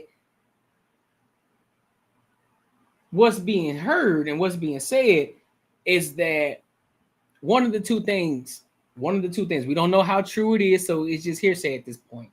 But word through the grapevine is that they only told Pearl that they were just going to talk about black fatigue. She wasn't told that there were going to be other topics in that regard, right? Also, on the flip side of that, it was told that they were going to talk about black fatigue, like from Ilkan's side, that it was going to be talked about black fatigue plus more. So, and apparently they got receipts, both of them. So we don't know. Apparently they threatened to pull it. They threatened to, put that shit out on Front Street to, call whoever out, see who was lying and who wasn't lying. But I guess we'll just have to see, huh? Delete, letter, and delete. Go ahead. So like I said, we were offended. Next. Go ahead, Jess. Let Jess finish, please. Let's go ahead, Jess. I will. Yeah, go ahead. Jess, so like I said, we were speaking about relationships in general. Nobody said anything about black or white until you brought it up, and for what reason I don't know. It didn't add anything to the conversation. First of all, you're speaking on the nature of women and how we are all naturally attracted to men who are criminals, and then you made a point to say, excuse me, no, that is not the case at all for black women. Now, if you're talking about people that are in poverty, people that live in certain situations and 60%. Now, again, it's going to completely derail the conversation because she's going to keep saying, why do you keep talking about black people? It's just like, it's again, this is tone policing. Black men have been arrested by the. Can you stop cutting her off? One second. Hey, friends, one second. I got you. He's cutting me off, Ali. I got you, Jess. You don't have to ask. Hold on, though. This is. I want to go to the other video. I want to go to the other part. Is this the one? Is this the one that she was talking? No, actually, I want to go to the beginning part of it. Okay, no. Which is the other one I'm not going to spend much time on. But I know she said something in here that I wanted to catch. But I'm trying to so we'll just listen to this one through all the way through, and then I'm going to listen to that are violent. So watch what you say up here. You got a really smart mouth, and if you're going to have the conversation, try to be respectful. And all this trying to get me to hurry up, I'm going to take my motherfucking time. Oh my God! Can we do Hey, there was no. Hey, friends, we don't need it. When she lands, Pearl will have all the chance to reply. Everybody going to be quiet. Go ahead. You done, Jess? Yeah, I'm done. I don't understand why that was accepted. Like that was Wait. so 1 second. disrespectful to 1 say. second. Okay. 1 second. We shouldn't accept what she said. To say that you should know as a black woman because you all date criminals when you So already. Jess, 1 second. So this is my opinion, Jess, and correct me if I'm wrong. She punched you in the face. You have the right to punch her back. Imagine the ratio of vowels to consonants in this queen's name. Oh my God. Right? Is that fair? If you felt that she punched you in the face, I have an opinion about this that I'm going to say later, right? But we are letting you defend yourself. We're not. You're going to have 2 chances to land your plane, and Pearl is going to have the chance to actually rebuttal what you said. Do you think that's fair? What do you want to do? Can we go on? I want to make sure so everybody knows where we at. We can move on. I think she Okay, go ahead. Now, mind you, this could be a weekly thing. How funny would it be to watch me do these type of debates once a week? Imagine this could be such a great show. You guys see the vision here? I give these YouTubers so much opportunity. Pearl, and then we go back to the panel. Okay, so you can tone police this. Here's the thing. I want to address that. Because a lot of people are indifferent about the situation.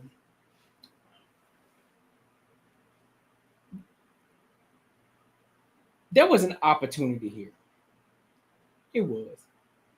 Now, disclaimer. They may make up, they may hash things out on the back end and get everything figured out. It may be a part of the strategy. It may be a part of the strategy to get everybody riled up, get everybody going, and then boom, she never went anywhere. It was just a strategy to get the viewership up, to have people talking about it, whatever the case, right? You know what I'm saying? Because YouTube can be like that, you know what I'm saying, if you're looking at it from a business perspective.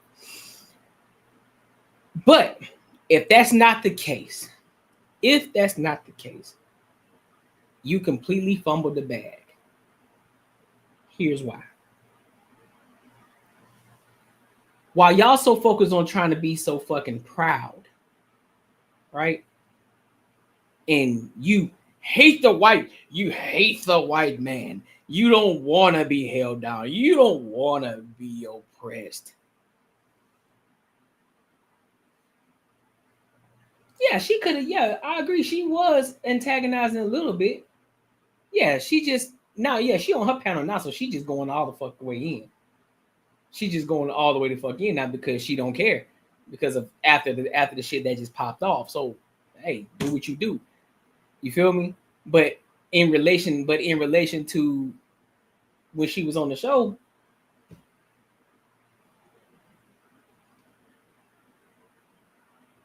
you can tell she never had any real life interaction with black people. No, I agree. Well, no, I disagree, bro. I disagree because she was real good friends with the old buddy who she used to do podcasts with. But even though they were in the UK though, so I mean the dynamic may be different though for black men over here versus black men over there. So I mean it may be different. So I don't know. But yeah, and in this aspect, yeah, she's definitely antagonizing them. She going the fuck in. And I think she probably triggered too. I think she feels some type of way about that. I think she feels some type of way about it. I mean, shit. Hey, do your thing. But yeah, she going to fuck in on Jazz's name, which is it's uncalled for. It's definitely uncalled for. But to get back to the point that I'm making, they fucked up a bag, bro. Are they still gonna be straight? Yes. Will they still have another opportunity, maybe with another YouTuber? Yes, I'm pretty sure, right? But this was an opportunity they could have really gained. They could have really got skyrocketed to their platform. And they probably could have made a hell of a bag. She probably could have. Well, they probably could have got a crazy bag and then use her. Hear me out.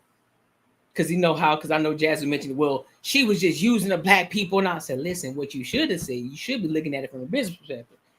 If you thought that was the case, they could have used her. she decided to come onto their platform, right? I just looked at the viewership. I just looked at the subscriber to viewer ratio, well, the two, and I just compared the two while this shit was going.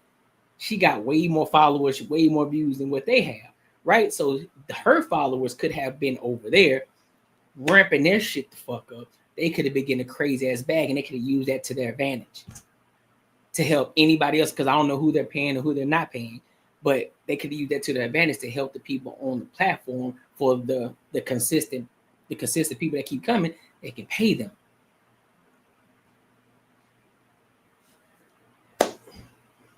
But people get too far in their fucking feelings. They take themselves too fucking serious.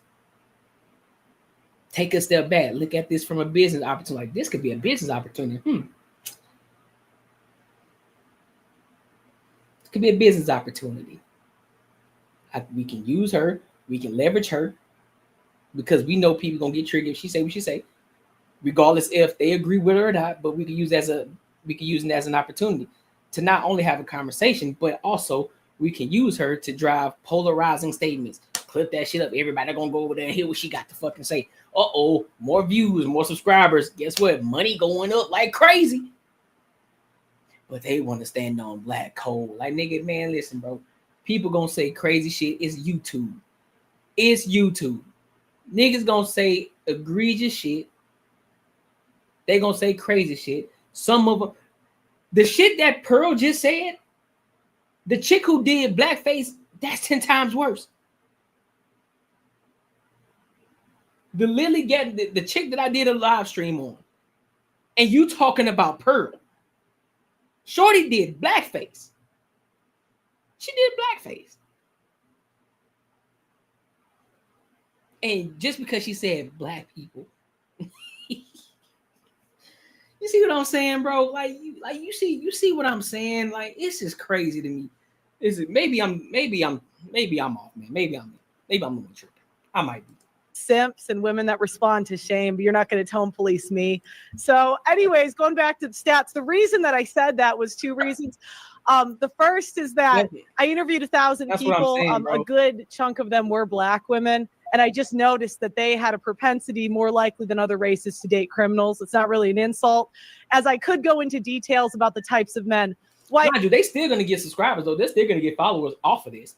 They still are, because she was on the show and now she's reviewing the shit. She's doing it more than once. So they still are going to get followers on the shit. But for her to consistently keep coming, though, they could have ran that shit up. Women tend to date that are irresponsible. Angry man. I've just noticed different trends in different communities, and it's kind of backed up by data, because 60% of black men have been arrested by the and Tommy Sotomayor, bro. You know, hey man, listen, they fucking up a lot of bags. They fucking up a lot of bags, dog. Real talk, they fucking up a lot of bags right now. Now that I think about it, that's crazy. 25. So like, if your dating pool is black guys, 6 out of 10 are going to have been arrested. Why would I not think that it's more? Well, no, it's 4 out of 10. It's 4 out of 10. Well, if arrested, right? If arrested, it's 4 out of 10, not 6 out of 10. So let's make that correction. We've already debunked that. It's 4 out of 10 that have been arrested. 33 have been convicted. 33% have been convicted. You know what I'm saying? So look, come on, Pearl. Calm your nerves now. Calm your nerves, shorty. They've already debunked that. Stop saying the 6 out of 10. No, it's 4 out of 10. Relax. Exactly, Courtney. You see, that's what I'm saying, bro. They aren't. Again, I'm only looking from the outside. I'm only seeing it from the outside. I don't know what's going on behind the scenes, but what it seems like and what it looks like is like they fucking up a major bag right now. A major bag. And you know what's hold up. I'm finna derail. You know what's fucking crazy? Listen, I don't care. I need to line up. It don't matter. You know what's crazy to me? Each situation, I don't know if it was, I haven't seen the anger, man, but because you mentioned that to me on Bull City, that makes it 3 for me. But out of the 2 situations that they done fucked up a situation where the bag has been because of female. Hey, man. Hey, hold on, fam. It's been because of a woman. Hey, dog. Hey, listen, man. Listen. I ain't being misogynistic here. I'm not doing that. But understand something. Ain't nobody finna run my platform. No, sir. There's nobody. Now, if somebody just blatantly get disrespected, of course, I'm gonna have to check the shit, right? I'm not crazy. But 3 times? We gotta have a conversation, bro. We're gonna have to talk offline. We gotta talk offline. Oh, Courtney, you can't say she doesn't know how to raise her numbers from a business standpoint. No, that's what I'm saying. She knows how to raise her numbers from a business standpoint. They don't. She does. They don't. That's what I'm saying. Pearl does. She raising it. She know exactly what she's doing. She done got demonetized and got back on here, and she's still doing numbers. So she know. I'm just hoping and praying that they know.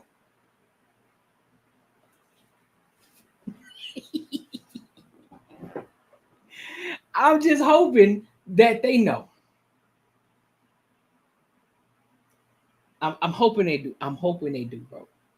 Because if they not, boy, 3, that's 3 people that they fucked up who got a significant following that they fucked up a bag on. Hey man, listen, man, don't get on me in my hair, bro. It ain't that goddamn bad. Going on, man. Going on. At least the braids fresh though. At least the braids are fresh though. I got them washed. Why would I not? Wouldn't that be a logical conclusion that she knows a black guy that's been arrested? Yeah, they said your blood pressure would go to unhealthy levels. I don't know, once every other week. It seems low. Yeah, I know they're not even arresting the black guys now. It's not to be rude, but I think it's more common in that community than it is other communities.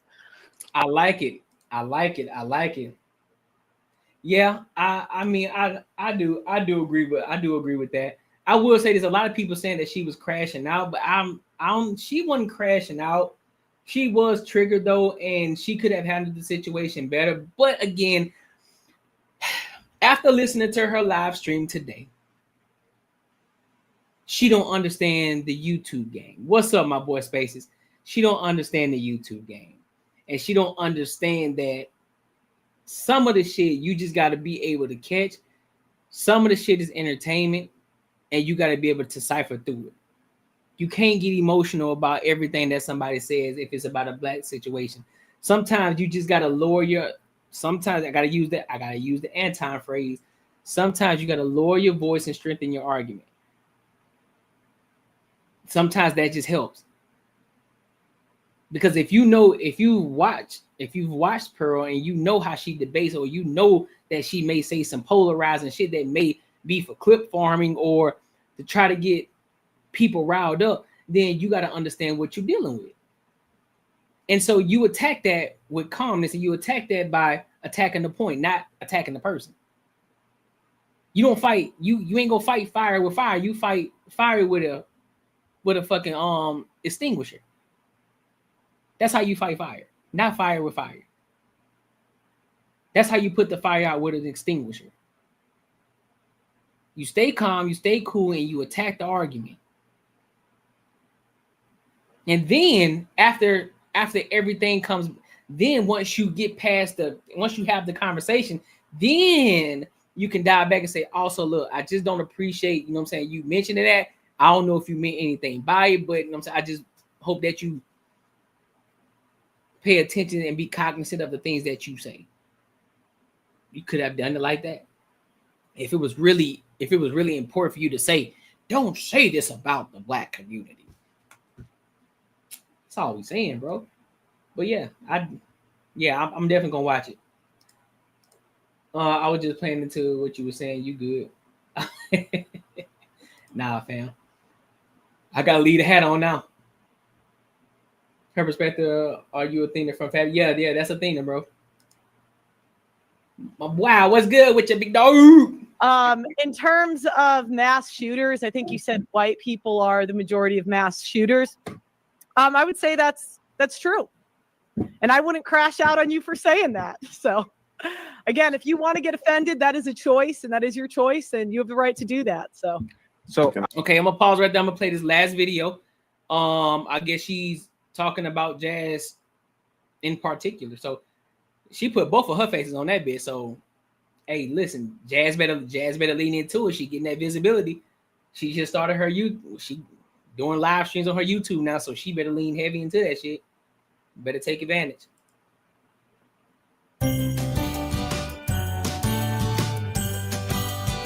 Hey man, I was supposed to change this shit. I ain't changing it. Y'all will be alright. Y'all will be alright. Y'all will be alright, dog. I've kind of turned into the Joker in this instance. And I've told this story before on the show. I went to England. I was playing volleyball in England. I was living in a mostly, it was a pretty diverse area with a good chunk of Black people. I don't know if it was majority Black, but it was close to it.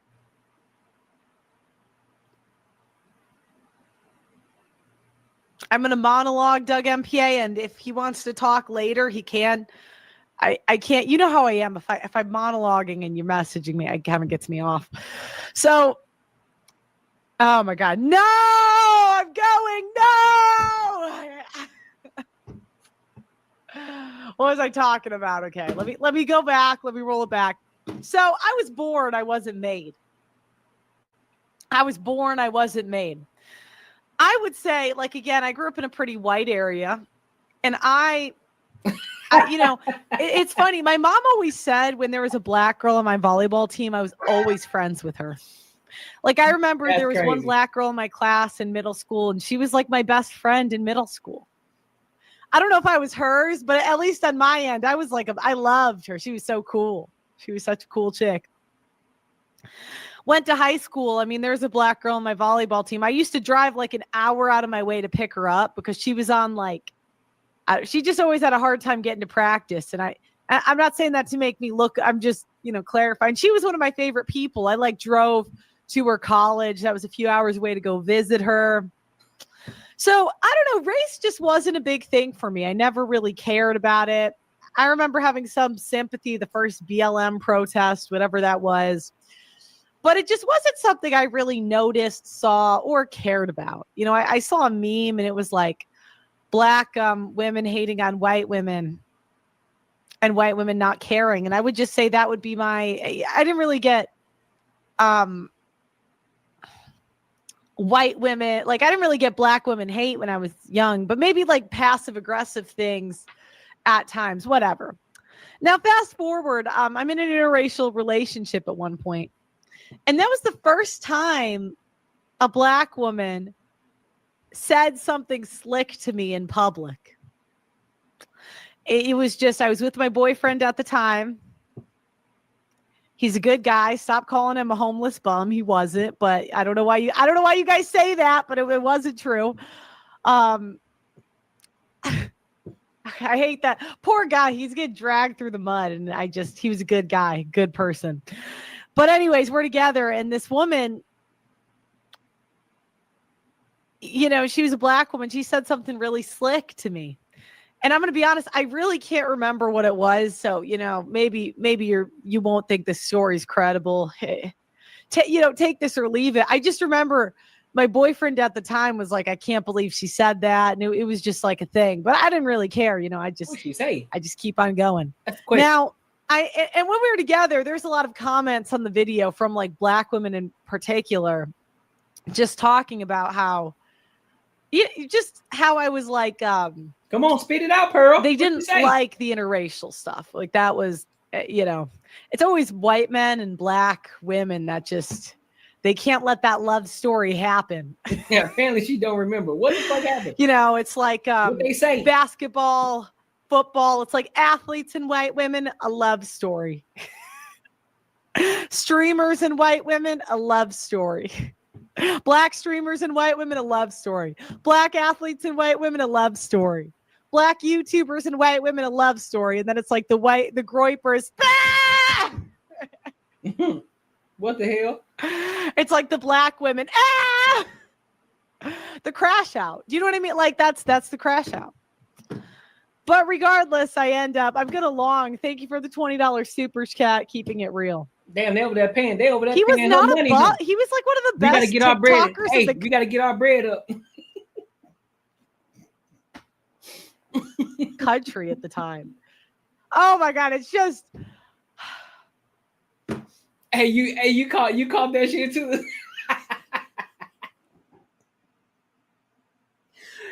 Let me tell you about my two black friends. Shorty, just say, listen, white people, and not all of y'all. I gotta call a spade. You don't gotta say my two black friends. Just say my friends.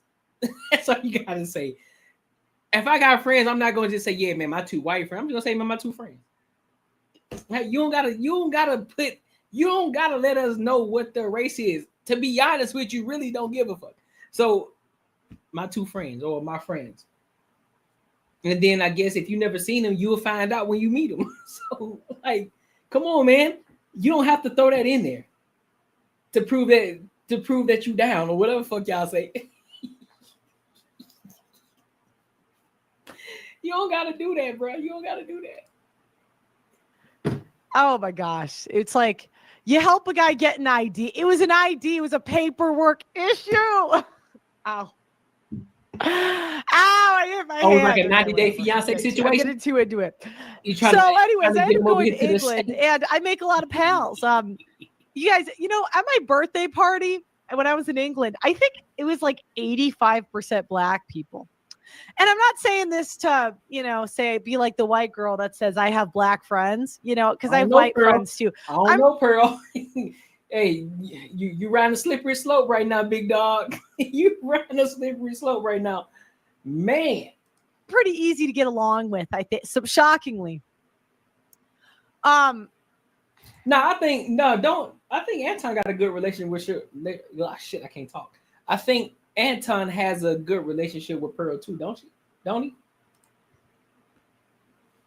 But what I want to show is that when I went to England, I never saw that kind of thing. My staff was mostly black. My friends were, maybe not all, but like a good percentage of them.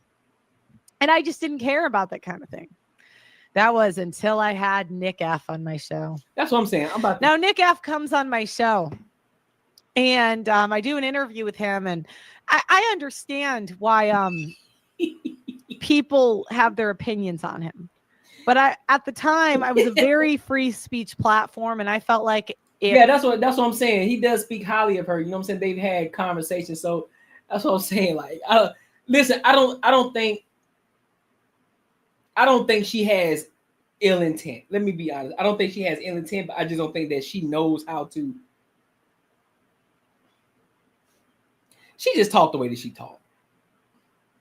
Just call it that. She just talked the way she talked. It's kind of like Shampoo, right? Shampoo, I don't think Shampoo is the kind of person that's gonna code switch for nobody. He gonna talk how he talk. So I think that's the same situation in regards to somebody like Pearl. I ain't finna code switch for you. I'm gonna talk how I talk. You just gonna have to get used to it. I think that's what this situation is. Some of us know how to code switch. Some of us don't. Some people like, I really don't.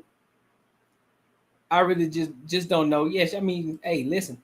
Some people don't know how to communicate effectively. Some people don't. They just talk how they talk. Some people just talk how they talk. And to be honest with you, they probably don't even care enough to even want to communicate effectively in that sense. You know what I mean? Yeah, that's what I see too. Yeah, that's what I'm thinking. If, I want to have a 3-hour conversation with somebody, I don't see what's wrong with wanting to do that. And a lot of men kind of start doing, black men in particular, start doing what women do, which is tone policing. And essentially, tone policing is trying to control speech and conversation. Huntley, Illinois. So you don't say information that offends people. Say yes to this ride-on golf cart. You would scroll past. And for larger vehicles, Sam's Club roadside. I agree. I mean, her content isn't for everybody though. You know what I mean? I don't watch her. I don't watch her as much. I'll catch glimpses of some of her content, depending on who she's talking to or who she's interviewing or who she's reacting to. But I try to listen to a lot of different content creators to get a different perspective from them, not just from one video and then people, oh, this person is racist. Like, I ain't going just based off of that. So when I say a lot of things, or if I talk about a conversation like her, I don't think she's, to be fair and I don't think she's racist, but I just don't think that she knows how, like you said, Joe, I don't think she just know how to communicate effectively. She just talk how she talk and she really don't care. I think that's what it is. So it'd be one of those situations. So she might say some shit that she may think is like, oh, okay, well, I just said this. I didn't mean nothing by it, but somebody may take it as a different way. You see what I'm saying? Nah. We from she good. She just rambling. She's just rambling now. So we'll get off of that one so we can move to the next topic. But yeah, overall, let me give my final thoughts on this shit, and then we can move on.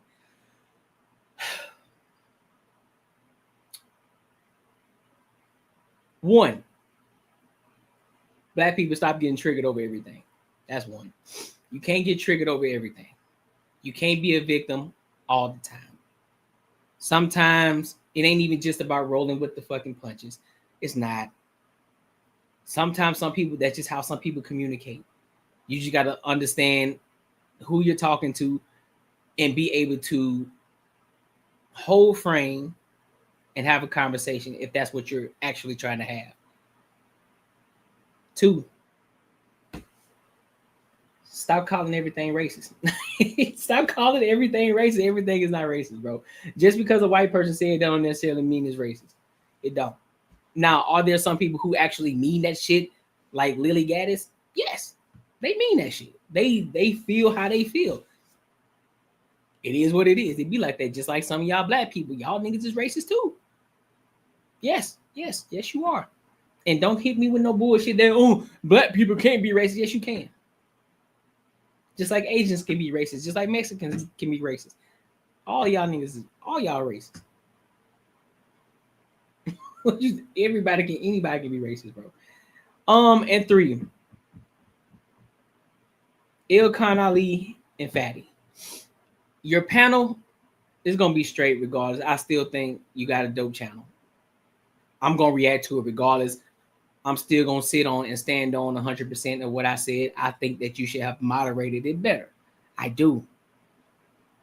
It went way too long and it went way too far left.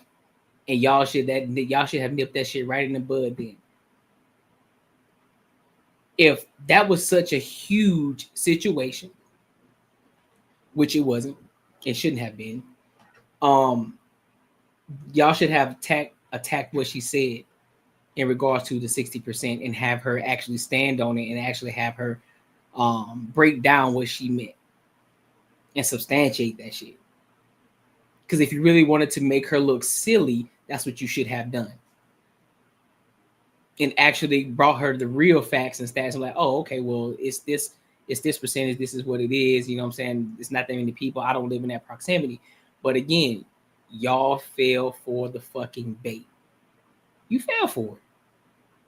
Some of us fell for the bait in a different way, like myself. I fell for the bait because I'm like, oh, good content. Yes, we finna react to it. Yeah, so yeah, 100% I fell for it in that regard. But I didn't fall for it in the sense of she said some racist shit. No, I don't think she did. But I do believe that what she said, she just threw a number out there just to see if it was gonna stick. But y'all didn't catch that. Y'all decided to get triggered because she said black people, black women date black men that are at 60%, they get arrested at 60%. What? You just heard, you saw a white woman and you heard black man or black woman and instantly everything else shut the fuck off. All logic out the window. All logic out the window. So if you really wanted to have that conversation, which is why I think it's important for people from different platforms or different spaces should come over to other platforms like black platforms and actually open the space so people can actually talk and have the conversations versus some of them being ignorant and just saying shit just to be saying shit. so you can actually educate them instead of getting triggered. But that's what you don't supposed to do. You ain't supposed to get triggered. You're supposed to just talk. That's what a back and forth is. You say this, I say that. Okay, you said this, I don't agree with it. So let's debunk that. Let's see. You know what I'm saying? Let's get down to the nitty-gritty of the conversation. Because y'all also threw personal attacks. Well, let me rephrase. Y'all threw personal attacks. During that live stream, she didn't throw any personal attacks at y'all. Especially individually. No, she didn't. Through that entire video that I just watched, she didn't throw it. Now, she started going crazy on y'all on her own channel. Whole different thing. Whole different situation. That's her channel. She do whatever the fuck she want to. I done said some shit about some people on my personal channel. I was talking about tyranny, egg-headed ass. That's a personal attack. It is what it is. But I would never attack anybody outside of her family. I'll attack her because she's the one that's on camera. I wouldn't attack anybody that she's with. I will not attack her children. I will not do any of that. But I definitely will attack her because she's on camera. She talk way too fucking much. And she look like she a downy.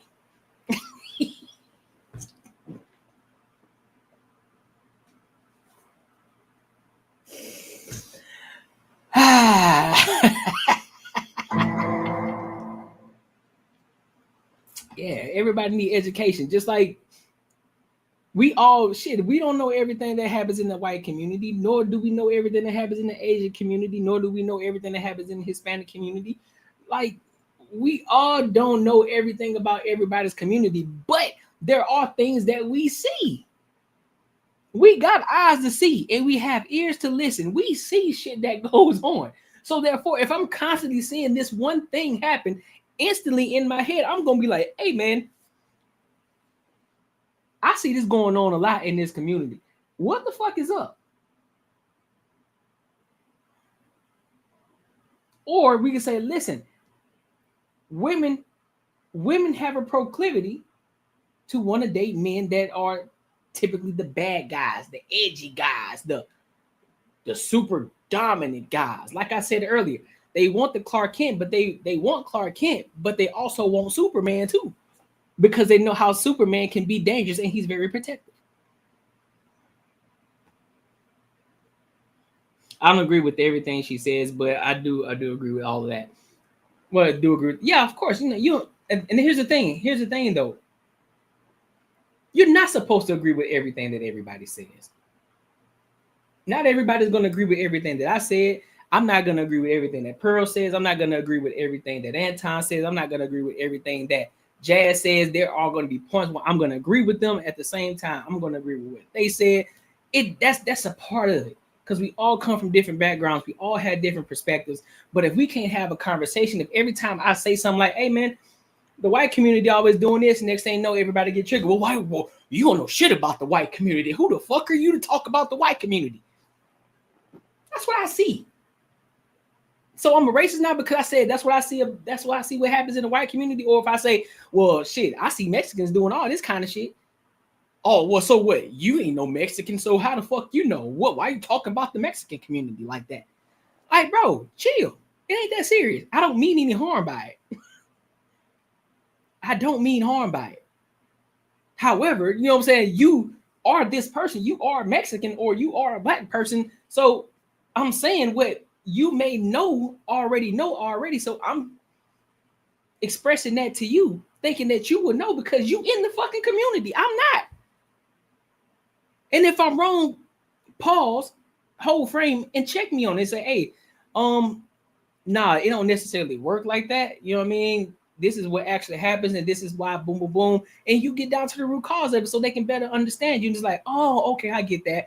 Hey, listen, my bad. I ain't mean no harm, but okay, well, I thank you for letting me know and schooling me on that. That's how you supposed to fucking converse. Like, come on, dog. What we doing, bro? Everyone is going to have an opinion. That's how you respond. Exactly. Everybody got their own opinion. I have some tenants from Central America that throw the toilet paper in the trash can. They don't flush. Biggest culture shock ever. That's what you see what I'm saying? But for somebody who don't even know how to have an open mind, like, all right, oh, look at these nasty motherfuckers. Like, well, did you ever take the time to consider where they're from, you know, what they may be used to and how they do things over there in their culture? Did you take the time to think about that, or you just went off the fucking rails just because you saw shit?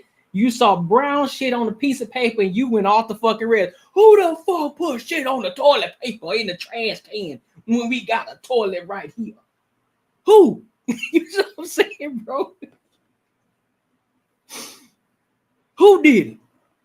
God damn it, who did it? Who put shit on the toilet paper? You know what I'm saying? Like, come on, dog. Come on, man. We'll say that they don't want to pay for the clogging pipes. That's expensive. Hey, exactly. There's reasons behind. So you get clarity first. Get clarity first. Ask the questions. What do you mean by, like, okay, so why are you doing this? What's the reasoning behind that? I'll give you an example. One of my barbers, speaking of barbers, you know what I'm saying? I'm putting my hat on even deeper. My barbers, you know what I'm saying? He's a Muslim. Shout out to him. Right? And so the other guy who barbers with him, he's a Muslim too. And so I never understood why, you know, I'm a man of God, you know, I'm not Muslim, right? But I was wondering, I always want to say, hey man, why y'all always pull out those carpets when y'all pray and get on y'all knees? Like, what does that symbolize? What does that mean? He was like, oh, that doesn't mean anything. That doesn't mean anything. That's just something that we do. But you know, we do pray 5 times a day. You know, we take our time out for God, and you know, we pray to God and thank Him for the things that we have, and you know, just praising the Most High. Oh, okay, cool. That's good. Well, that's new information that I didn't know. And we moved on. Nobody got offended by it or nothing like that. Like, it's just simple questions, bro. Like, you ain't got to get triggered by every goddamn thing. Apparently, the plumbing systems in their country are not reliable. That's why they do it. They know pipes are corroded. All right. So, look, make sure y'all like, comment, and subscribe for the algorithm, and make sure you hit the bell notification. If you want to support the channel, you already know you can hit the super chats up, or you can hit the cash out, which is in the description. You know, it's definitely appreciated. It's not expected. Also, tap into the Patreon. I got some video. I'm supposed to be making a new video this week. I think I'm gonna make one Friday. Got a new video coming up Friday. Already got 0 to 1,000 subscribers in the Patreon as well. I got that video already posted up. I got the ebook on how to invest your money properly if you still got your 9 to 5, so that way you can start making your money work for you. We adding value in that thing. You feel me? So make sure you tap in over there to the Patreon. And yes, you have to be a paying member in order to get access to the videos and stuff like that. Yeah, tyranny is a motherfucker, bro. Tyranny is something serious. Yes, she is unfucking bearable. Oh my God. J. Cole sewage pipes are. She is unfucking bearable. I saw the debate between her and Melanin. Oh my God. I have never been so triggered in my life. I'm like, dog, where y'all find her at? Where y'all find this chick at? Where she came from? Cause boy, I swear to God, she a loose cannon. She a loose cannon. She is a loose cannon. So I want to talk about this situation that happened. I'm still recovering from it. Yeah, that shit was horrible. It was horrible, Athena. It was horrible. So I want to talk about this situation that happened between Corey Holcomb and Cam Newton. I don't know if you guys know who Corey Holcomb is, but Corey Holcomb is a comedian. Done some movies, and now he has a podcast. You know, he talking his talk over there. And so he went on Cam Newton's podcast, some months ago. And, you know, they were talking about dating. You know, they were talking about Dr. Cheyenne Bryant and all of that shit. But then at the end, Cam always has his peace out moment, you know, before they shut the cameras off, and that's the end of the podcast, right? So come to find out, Corey Holcomb got some more information in regards to the type of sign that Cam Newton throws up at the end of every show. And he found that out because Mr. Jason Wilson, y'all know who Jason Wilson is, the bald-headed black man with the big old white Jesus beard. You know what I'm saying? And you know, he teaches martial arts. He, you know, he gives back to the youth and things like that, write books and all that different things like that. And so he was on Cam Newton's podcast as well. And Cam Newton, you know, typically does his whole little outro situation, but Jason Wilson wasn't going for it. He said, I can't support that on live camera. And Cam got distraught. So what I'm gonna do, try to say I want to play this. I'm gonna play the reaction first. I'm gonna play what happened first. And then I'm going to play the Jason Wilson. And then I'm going to play the Corey Holcomb. Then I'm going to play the Corey Holcomb. After he's seen Jason Wilson reject Cam Newton for doing that. All right? So let's go ahead and get into it. I'm glad I ain't put the dang up.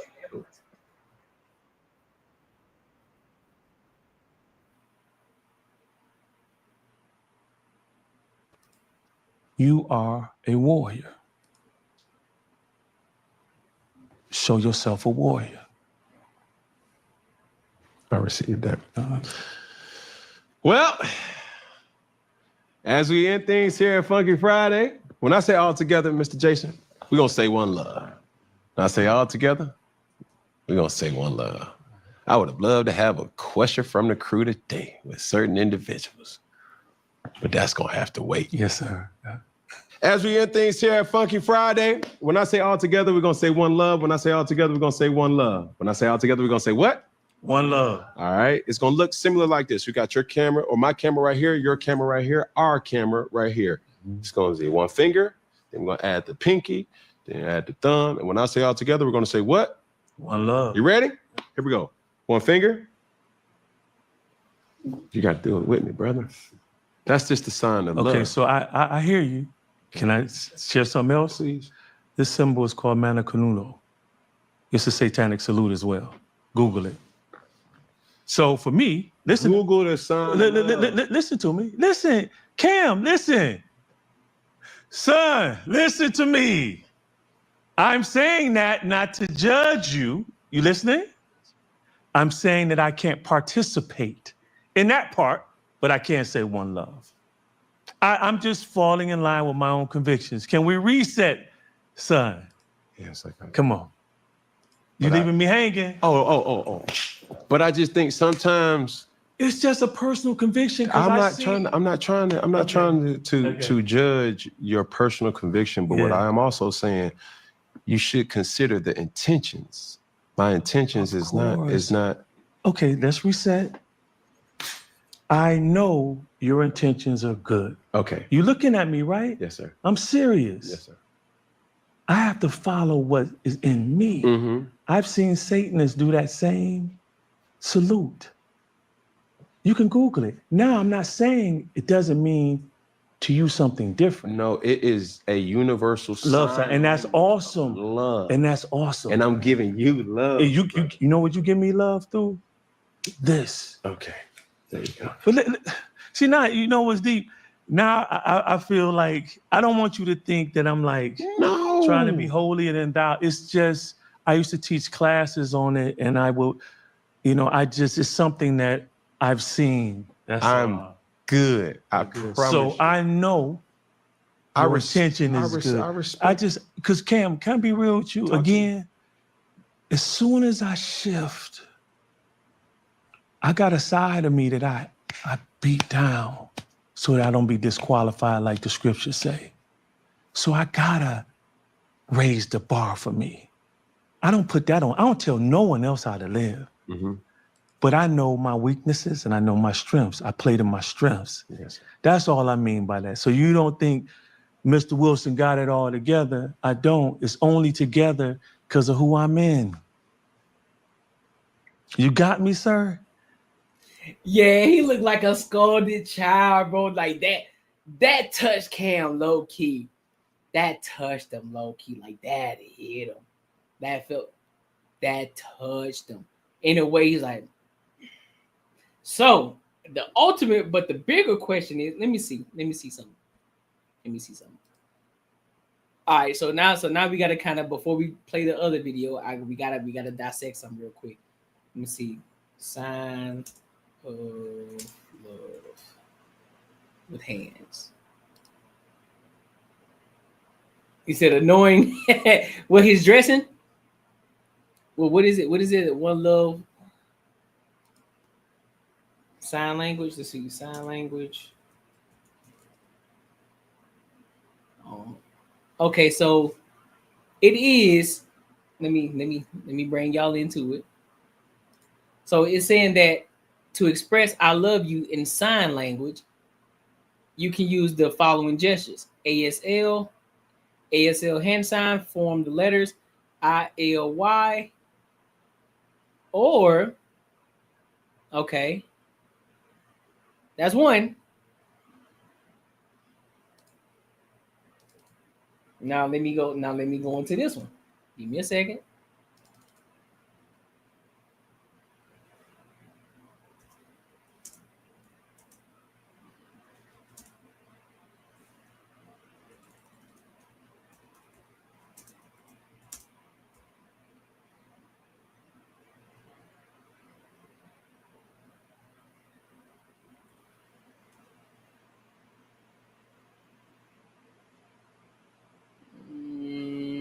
Where's that? Let's do the.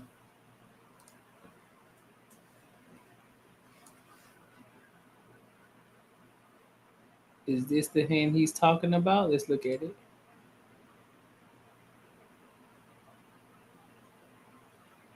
I don't see.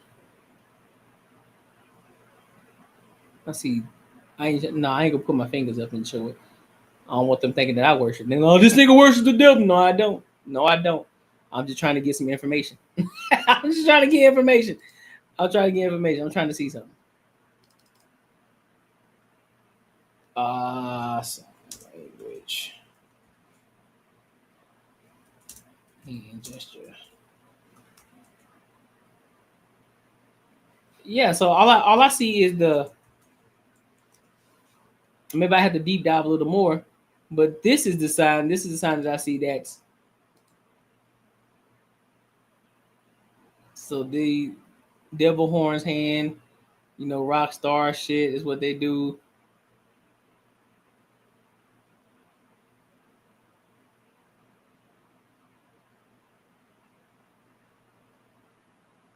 Huh.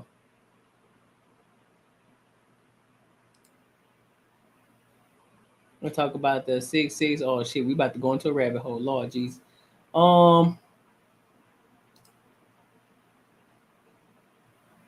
Yeah, I don't see the hand. He just throw. Yeah, you missed me with that one. Nah, let's get back to the video. Let's get back to. Oh, you say it's in the blue where?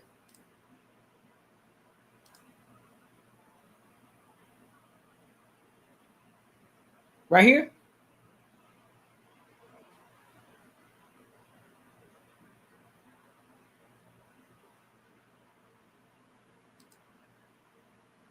Satanic hand symbols and their meaning. Oh Lord. That's what that means. Oh man, we've been out here doing. Oh Lord, we've been out here throwing up satanic symbols. Hey, power to the black people. Y'all see this fist right here? Y'all better stop. You worshiping the devil. If you see anybody go throw this 366 up, worshiping. Damn, even the peace sign? Nope. I ain't throwing that up no more. They're gonna say fist pounded. Nah, we're gonna do elbow. What's good, big dog? Are we gonna have to? What's good with you, my guy? What's up, Rob Brown? Appreciate you. Nah, I know you lying to me. The thumbs up is a satanic symbol too. Nah, you gotta be lying to me. That's crazy.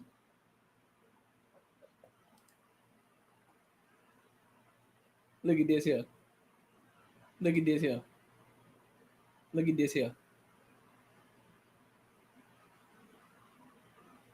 Bill Clinton was a Democrat, by the way, but I digress.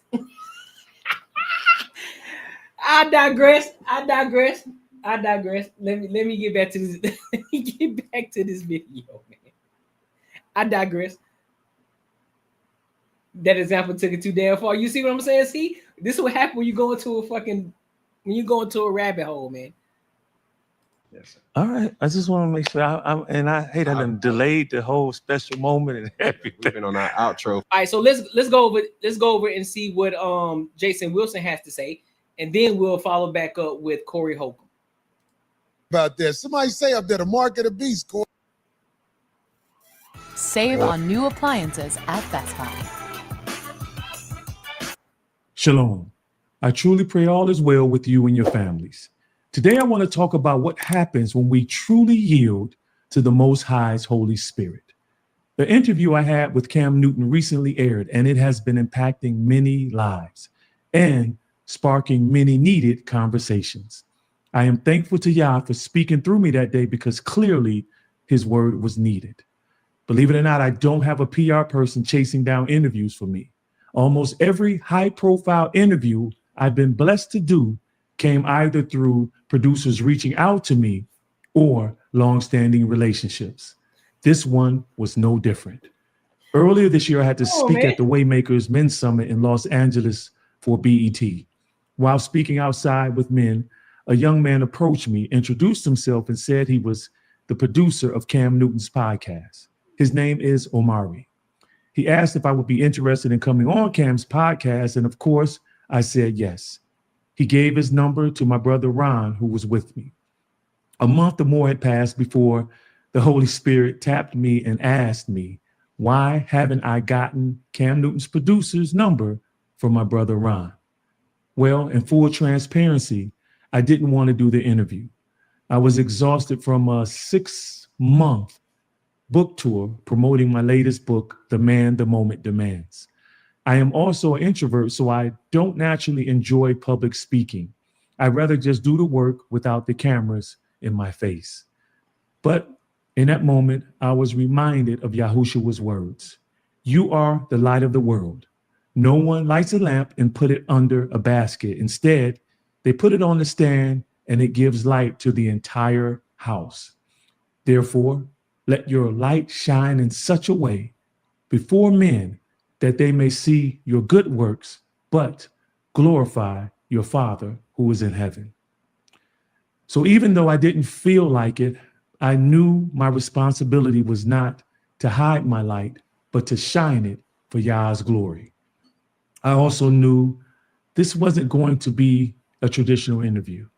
It would be an engaging dialogue, one that I would truly have to yield to the Holy Spirit. See, something else I want to share is that Yah had placed Cam on my heart many years ago. I remembered not only praying for Cam, but also asking Yah to use me in his life if he ever opened the door. So when the Holy Spirit told me to get Omari's number from Ron, I did. I reached out, and within a couple of weeks, everything was scheduled. I flew to Atlanta for the recording. The morning of the interview, while I was packing my duffel bag, my wife, Nicole, called and encouraged me to eat before the interview, since I probably wouldn't be able to eat again until later that evening when I arrived back in Detroit.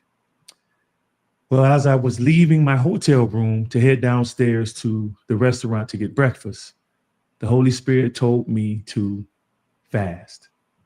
And I wrestled with that instruction because my last meal was the afternoon prior, and I knew the importance of keeping my body fueled so that my mind would stay sharp. But I also knew it was more important to obey the Spirit than to feed my flesh. In that moment, I remembered Yahushua's words to his disciples when they urged him to eat. He said, I have a kind of food you know nothing about. My nourishment comes from doing the will of Yah and finishing his work. In other words, Yahushua was full from fulfilling Yah's will, not from eating food. So I called Chris, my spiritual son and assistant at the Cave of Adullam, to pray with me. I told him that I believe the Holy Spirit wants me to fast, and he calmly reminded me, Jay, Yahushua said that certain spirits only come out by prayer and fasting. That confirmation gave me strength. We prayed, and I left for the interview hungry in the natural, but full in the spirit. I arrived to the location on time, and as I was waiting to be escorted to the studio, Cam walked up and asked, would I mind if he kept the conversation open? I looked at him and said, Cam, I didn't come here to promote my book or my work with boys. I came here for you. That set the tone for the interview. And in 4 days after airing, it has over 70,000 views on YouTube alone. Countless people have asked me, how was I able to be so patient with Cam during the interview? Well, the answer is simple, because I used to be just like Cam. When I was wrestling with life itself, my purpose, my failures, my disappointments, and even my identity as a man, even I had struggles with the church and issues with the church and Christ. Now he's talking about Yeshua. Jesus Christ.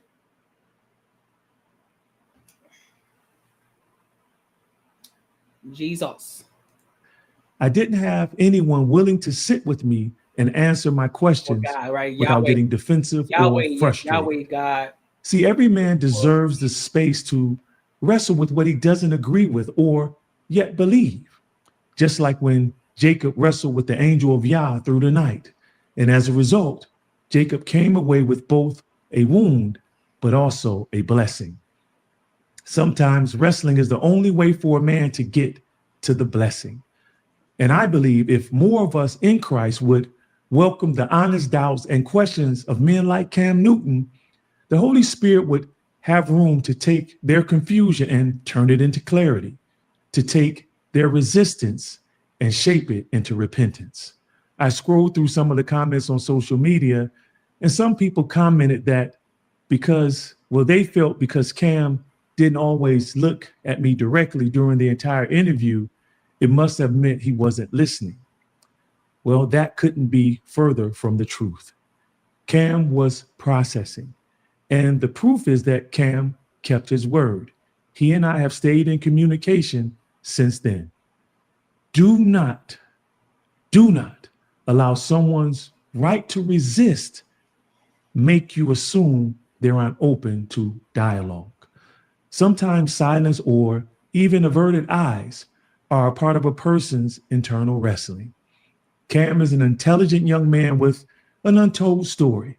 And like every man, he carries causes, effects, and struggles that shape him.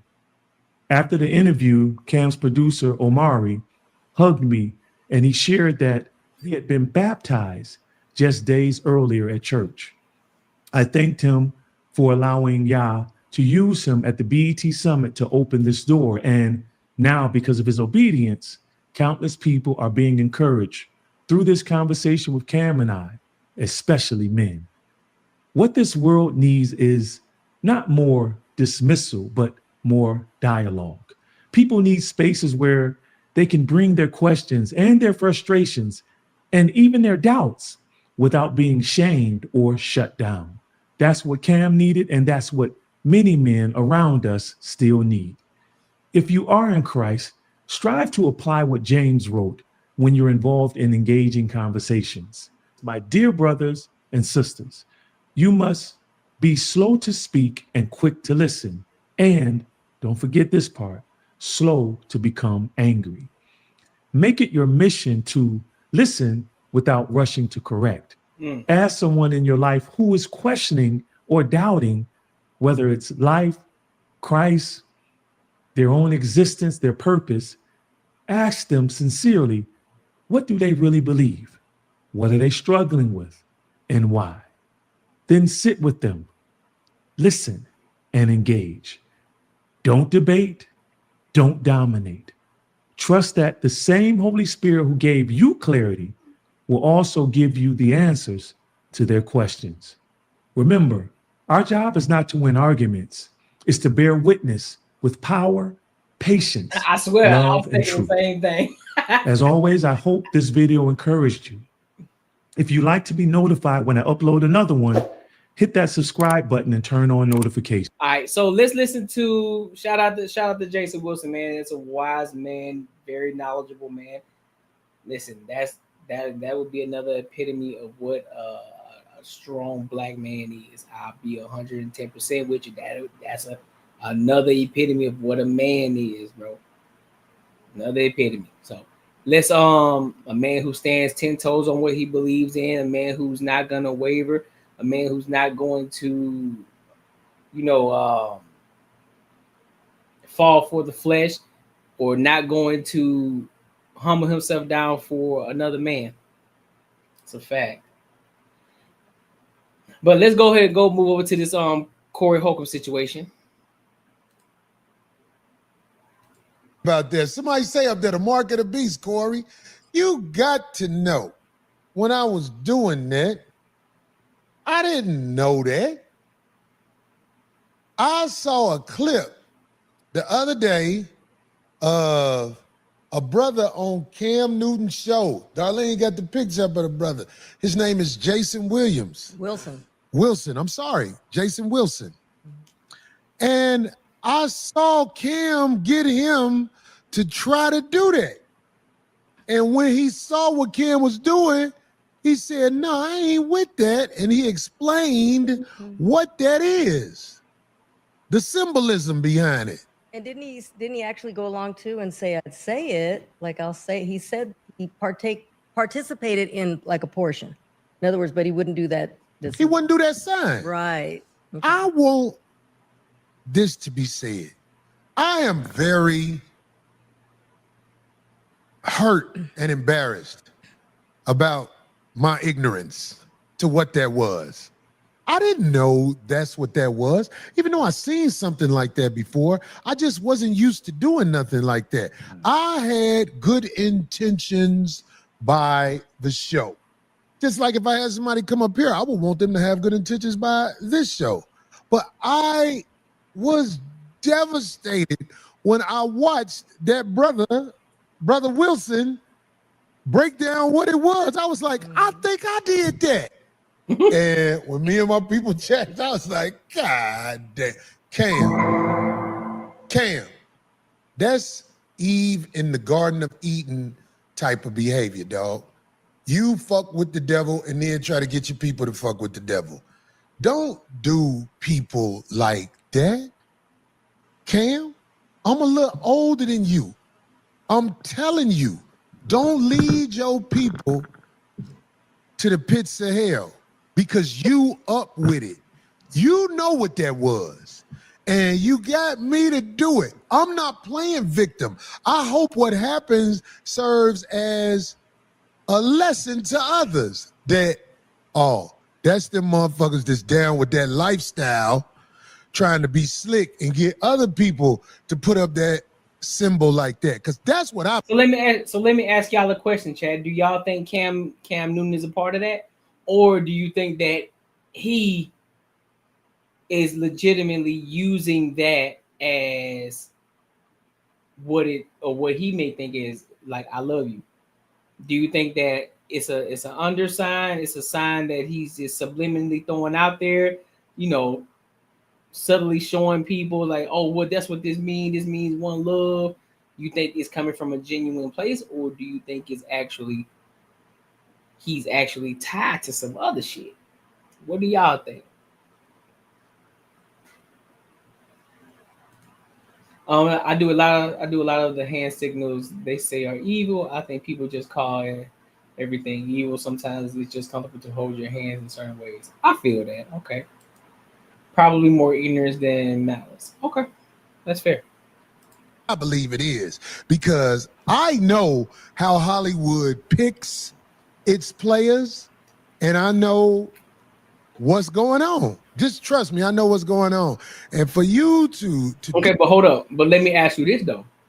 Considering the fact that Corey Holcomb has been in the industry and is still tied to some people in the industry, do you think that he has a little bit of insight in regards to that situation?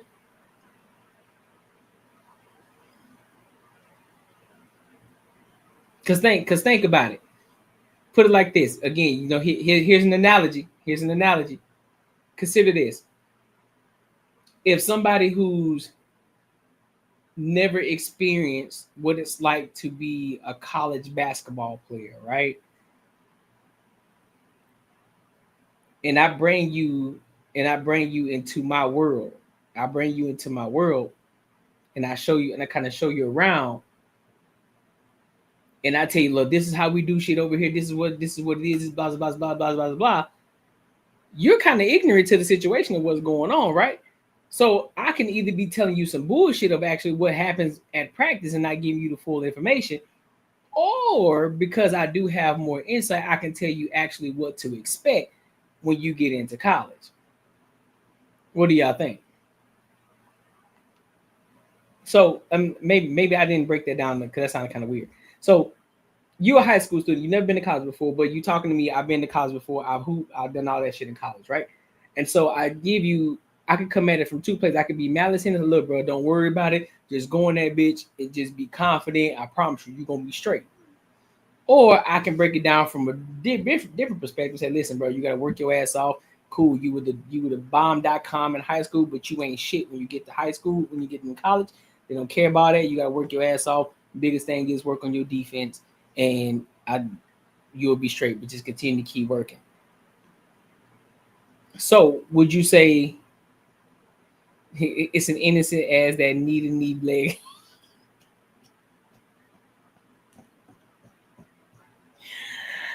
Oh my God, dog, this dude, bro. I don't believe hand signs are evil. Okay, you don't believe hand signs are evil. All right. It says innocent as that knee leg cross. Boy, you is wild, dog. The goat in the building.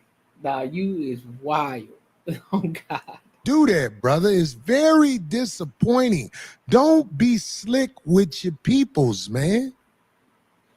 See, I was in awe of Cam Newton.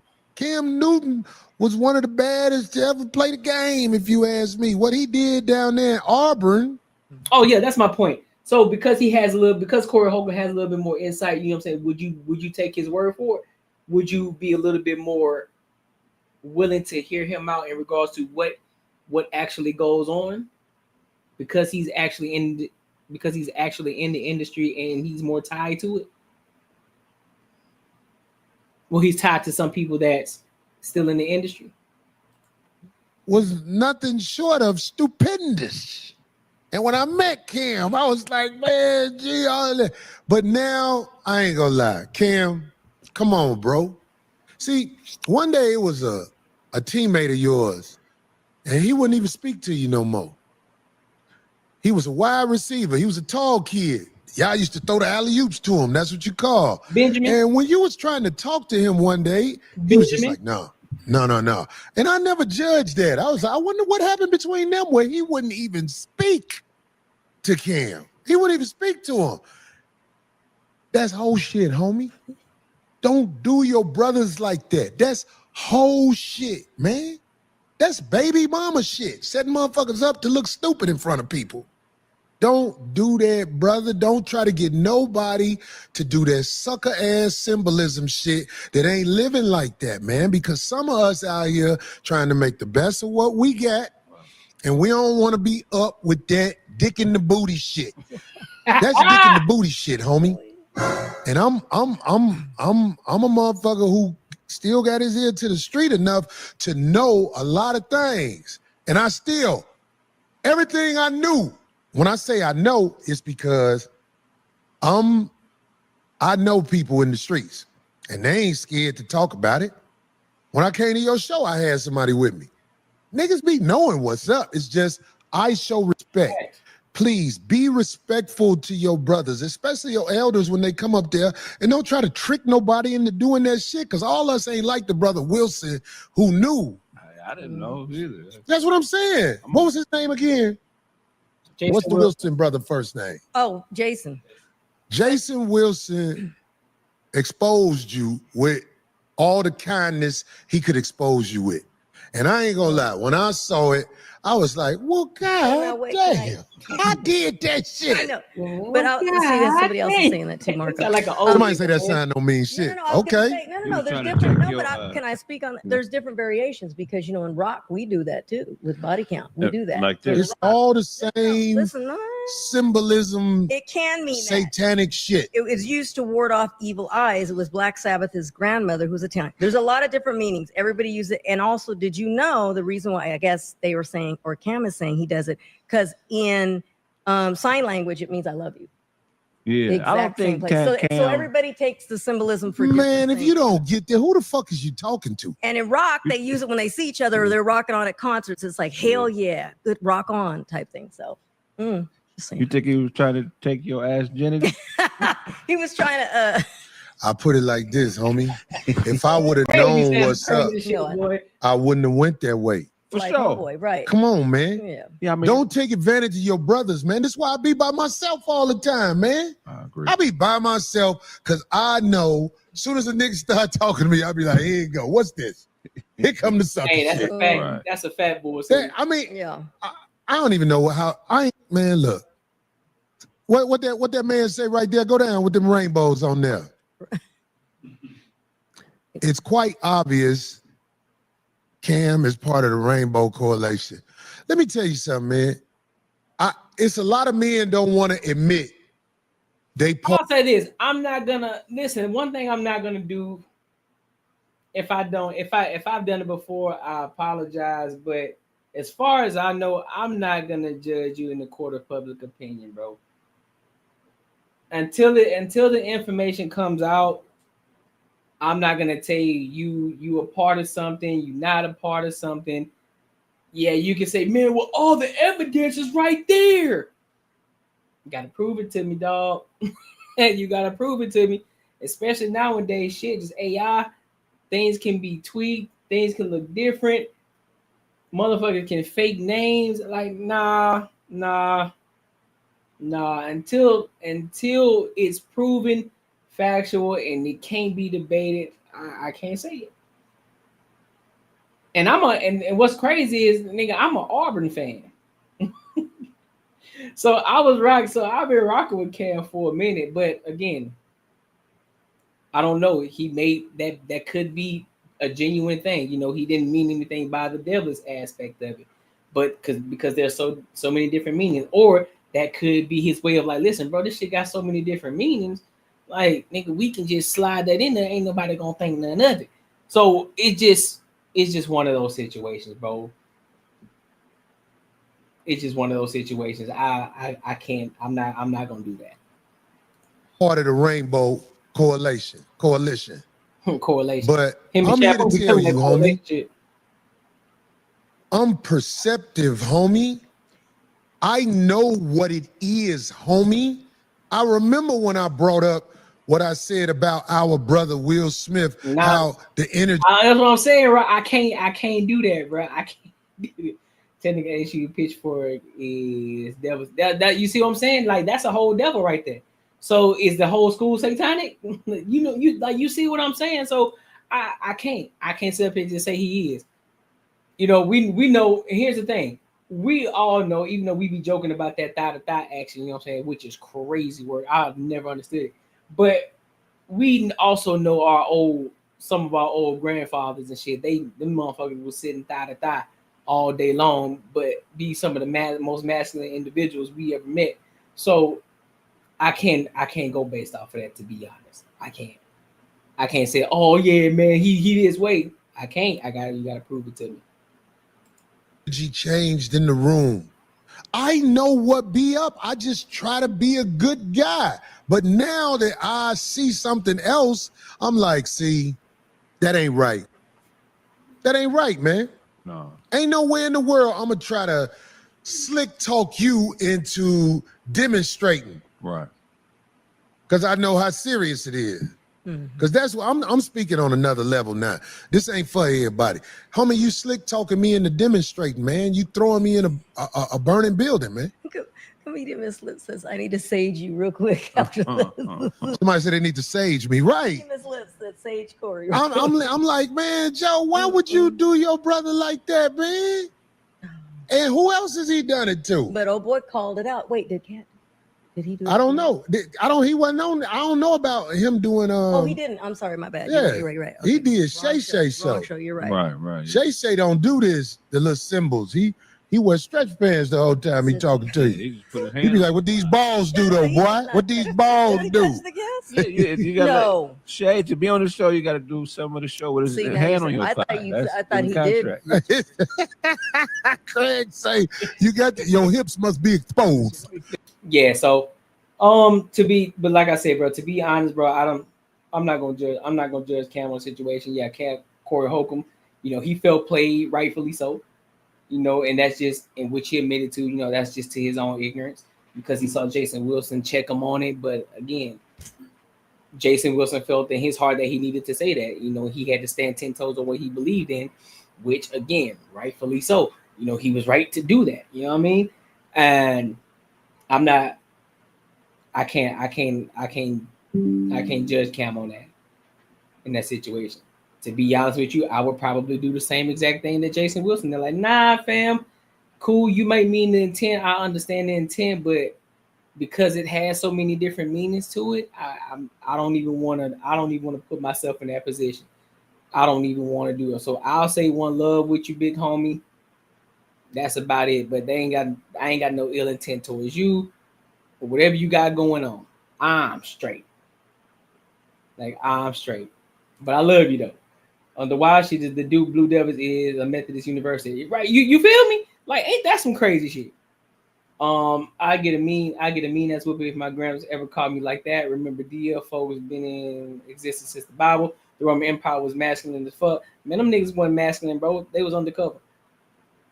Them niggas was undercover. They were undercover feminine. They was posers, bro. You're a poser, bro. You're posing, bro. I did a video on the 6'7" viral chant. Oh, bro, that shit's going crazy. My daughter tried to say that shit one day. I said, hey, hold the fuck on. I said, where the fuck you learn that? Nah. I said, no, you not. No, you not. Nope. I don't give a fuck what you heard at school. Don't let me catch you saying that shit again. Ever. Say, what we not gonna do is be followers. Just because you hear other kids saying crazy shit, don't mean you come home saying that shit. Absolutely not. That shit got nipped in the bud so fast. Why, hell no. And it's just all about having information presented. But also I explained it to her. I said, listen, that 6'7", that does not mean what you think it means. It is not something that you just say. You don't even know why you saying it. You just saying it. Don't say it. And then I broke it down to her as to why not to say it. And so she was like, oh, I didn't know that. I said, exactly. So stop just saying shit that you don't even know what you're saying. Now, if it goes against your personal convictions, then just don't do it. Exactly. And that's the thing. They can't be mad at it. Robert, I'll shut that 6'7" down every time my nephew and daughter say that nonsense. I tell them, be original. Don't. Exactly, Bull City. Exactly, man. Like, listen, we already know the saying. What if they jump off a bridge? You gonna jump too? I'm like, nah. Nope. Don't be saying random shit. If you haven't heard it here, don't come back to the house saying new words if you ain't heard it here first. I don't want to hear it. Well, bro, that's the crazy thing. They will really sit there and try to argue down. Well, it's just the word. It's just the saying. Oh, see, look, right, I can't stand this nigga, man.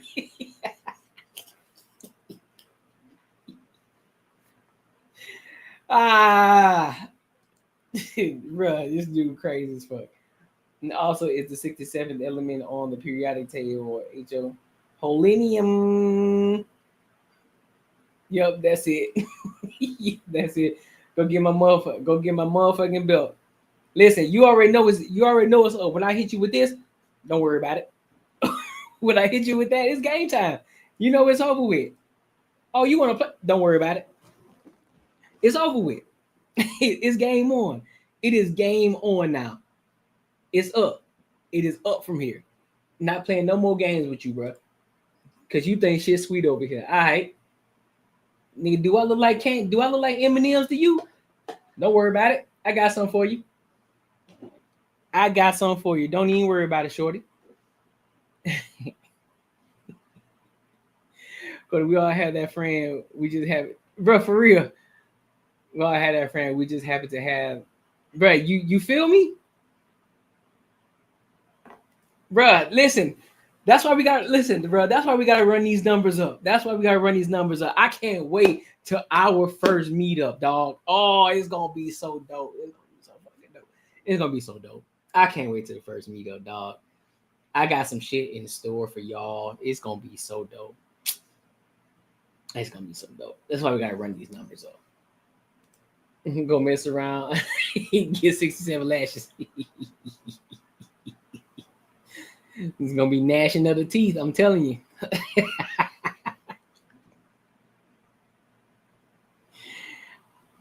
It's gonna be smoke in the city. Oh, Black Summer, my bitch. Y'all remember that Kings of Comedy when Bernie Mac went the fuck off? Listen, I don't care what nobody say. Bernie Mac stole that whole show, and then there was a whole situation about that they were saying Steve Harvey was hating on Bernie because Steve Harvey thought he was the main guy, but Bernie Mac was the one. He was always the one. He was never the two. He was the one. But that's what they say though. Yeah, he undefeated with that derailment for sure. He 1000% undefeated with it. Should I do one more, or are we good? Are we good tonight, man? Are y'all ready to go to sleep? Now we're in 2 hours and 50 minutes. Nah, we good. We straight. This we did enough. Jazz and the Ilkon Ali's and the Fatties and all that and the Pearls, they took a number on us today. And tonight, we good. He said Juan Mo. Said Juan Mo. Let's see what this. Do I got? Let me go to this one.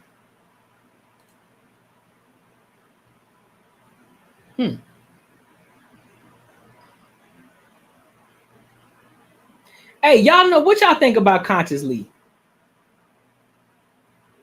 He said before bullshit, we think ice is the weather again.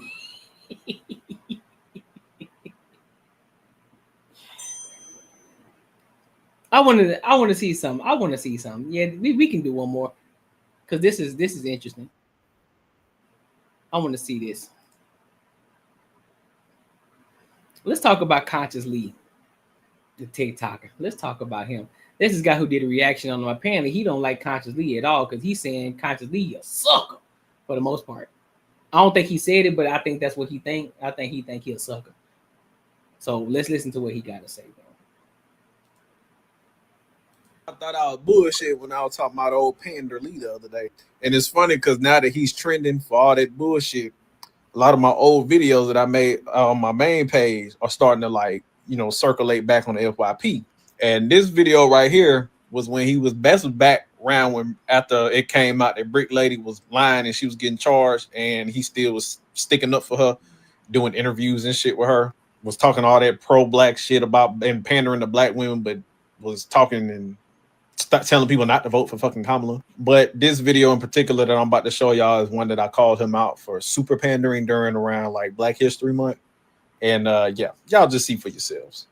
All around that same time when the black septum-ring women were slandering Martin Luther King with them bullshit ass FBI files, and they was talking about the Black Panther Party and talk about how they were, doing with women and stuff in all that bullshit. This is around that fucking time. Yeah.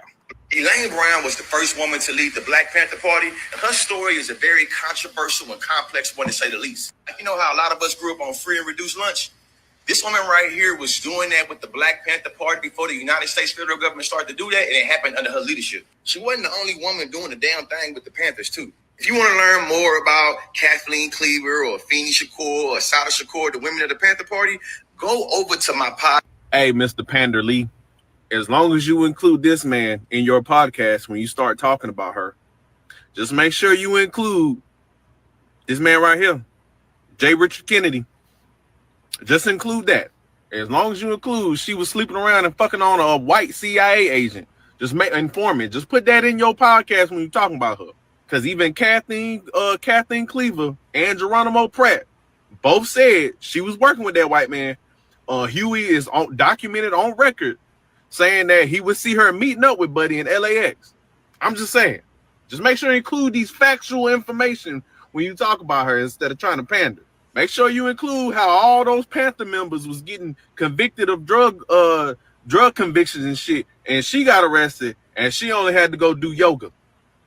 Make sure you include stuff like this when you say they were whispers and they accused her of being a CIA informant. When you go and you try to pander and you say that, oh, she was treated by sexism and all those things in the Panther Party by Huey and the boys, make sure you include that a lot of that information was from the FBI smear campaign, where they deliberately put that information out to make it seem like the Panther Party was just these. You know the thing about Conscious Lee that I don't like? I think Conscious Lee is fake, bro. I think Conscious Lee is fake. I think he's educated. I'm gonna be honest. I think he's an educated black dude, but I think he's so fake. I think Buddy is so fake. I remember I said this before. He talk like he got that T.I. situation. You know how niggas, the way that their slang don't match up to the big words that they try to use. And it seems like they kind of slip up when they try to say something big, when they try to say a big word. And it's like, you struggling, my boy. Man, you struggling with that word a little bit, ain't it? I know you're slang, but it sounding like T.I. right now. Because of natural proclivity of the, I'm like, man, bro, if you don't shut up. If you don't shut the hell up. I don't know, bro. It's just something about him, dog. I don't know him from a can of paint, but it just seems as if he's very disingenuous. It seems as if he's very phony, dog. It's like he's like the type of dude, he be talking all that shit up front, but then you hear him from the backside. Wait a minute. These savages hold that didn't, hold on. You know, hold the fuck up. When you hear him on the other side, that was fucking crazy. That was fucking wild. When you hear him on the other side, he sound phony. You know what I'm saying? It's like he do one thing on one side, but then behind closed doors, he a different way. It's weird. It's weird. It's weird.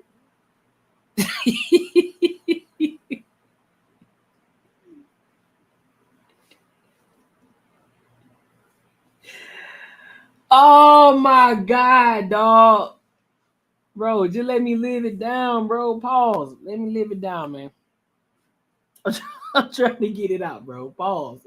God damn. Hey, I shouldn't have done another video, dog. I shouldn't have done another video. I shouldn't have done another video. He's like, who is man? Keep the video going, bro. You can pause to read this, people. This is from the book the FBI wore on Tupac Shakur. Hold on, let's read this shit because they talking about Tupac Shakur. That Shannon always wants to promote. Oh my God! So let's read this. Page 218. John Potash, ex-CIA agent John Stockwell in Lilu. What in Lilu? All power to the people. Documentary 1996. Earl Anthony accounts in A Taste of Power.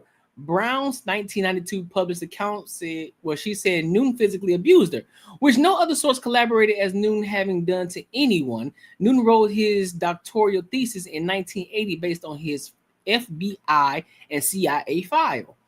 His surviving wife published it in 1991, and one FBI document detailed the same kind of smear they would attempt on Newton as Brown carried out.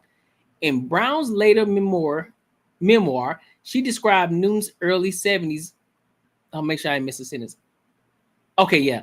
70s post-prison apartment as a 25th floor penthouse with many balconies. An FBI document described how an FBI media collaborator, Ed Montgomery, helped the FBI smear Newton with a false report in a front-page San Francisco Chronicle article as one of the counterintelligence activities. The article characterized Newton's apartment as luxury in contrast to the ghetto-like BPP pads and community centers. Other FBI memorandums detailed their intent to carry out this smear campaign. The FBI also created a fake letter from the anonymous Panther they sent from the Oakland Panther office to Panther offices nationwide, complaining about Newton's alleged luxurious apartment. Elaine Brown, A Taste of Power, a Black woman's story. So, all shit coming out to the light, huh? So they been out here lying on black men for a long motherfucking time. I guess they say the information is in the books, huh? The information is in the books. All you gotta do is read it. You'll get the answers that you need. So Shorty been out here lying. So they was out here trying to say Mr. Newton was the problem, but no, it wasn't Newton. It was the old lady. That's crazy. So I guess they've been right. It be the person that be sleeping right next to you. That's crazy work. And the Black Panther Party, by the way, good book. Mr. Kennedy also found his way to managing Harry Belafonte, till Belafonte basically figured out he was a CIA informant and he got rid of him. And Sandra Pratt was one of the first ones, which was Geronimo Pratt's wife, was one of the first people that put Kathleen Cleaver and Huey on to the fact that she was meeting up at hotels with Buddy. And later on, they found out that goddamn when they found Geronimo's wife, which was pregnant at the time, like riddled with bullets and stuffed in a sleeping bag, the police never did an investigation on. So as long as he makes sure to, clearly document that she was a CIA informant and sleeping with the white man and sabotaging the Black Panther Party as an inside agent, I just want to make sure that he puts information like that in there. And don't make it seem like this is just whispers. No, nigga, it's well documented that she was. Just saying. When her own people, women and men alike, stated and documented that she was fucking with the CIA and the FBI, include that she was prepped and groomed by him to infiltrate the Black Panther Party and get the Huey. So I need to humble myself and stop talking So about. what are y'all thoughts on? What are y'all thoughts on that? What are y'all thoughts on that? What are y'all thoughts? You think consciously out here being disingenuous with conversations, out here just trying to pinpoint one thing and trying to protect the Black woman that don't need to be protected? He just want to be a panda bear? That's what y'all think? That's what I think. Same way he was trying to panda, he was out here trying to panda for what's her name? Rhoda Osmond, the brick lady. He's out here doing all that shit, doing all that skipping and hopping for her ass. And like I said before, I damn sure hope when she get out of jail that he got some money for, that he got some bread for, or I hopefully she about to give him some box or something, because he pandering way too motherfucking hard for that. And then he was what was crazy was this nigga was pandering back and forth on the camera as if he was really out this bitch cooking. I'm like, bro, you just pandering like a motherfucker. That's all you doing. Ain't nobody listening to your stupid ass. Damn, she was Chocolate Lewinsky out there slurping uncooked shrimp. Always a woman as the downfall of movement of a great man. It's crazy work. Oh, you just got off the panel, big dog? I feel it. Yeah, bro. We about to wrap this joint up, man. We 3 hours in, big dog. 3 hours in. Listen. But again, as per usual, tonight was great. Tonight was phenomenal. I appreciate y'all good people, man. Like I said, if you want to support the channel, make sure you do that. Also, make sure you tap into the Patreon, dog. Tap into the Patreon. Because when it's time to start having meetups, that's the only way you're going to get the information. That's the only way you're going to know where we're going to be. That's the only way you're going to get the invite. That's the only way it's gonna pop off. It ain't gonna be because you subscribe to the channel. Nope. Not gonna happen. Not gonna happen. You're gonna be able to kick it with your boy. You're gonna be able to kick it with Raw. You're gonna be able to kick it with Ashley. You're gonna be able to kick it with Macaroni Tony. You're gonna be able to kick it with Marcus. And you're gonna be able to kick it with all of us and all the Patreon members. You know what I'm saying? All the Patreon members. So make sure you tap in. All right. So until next time, I will holler.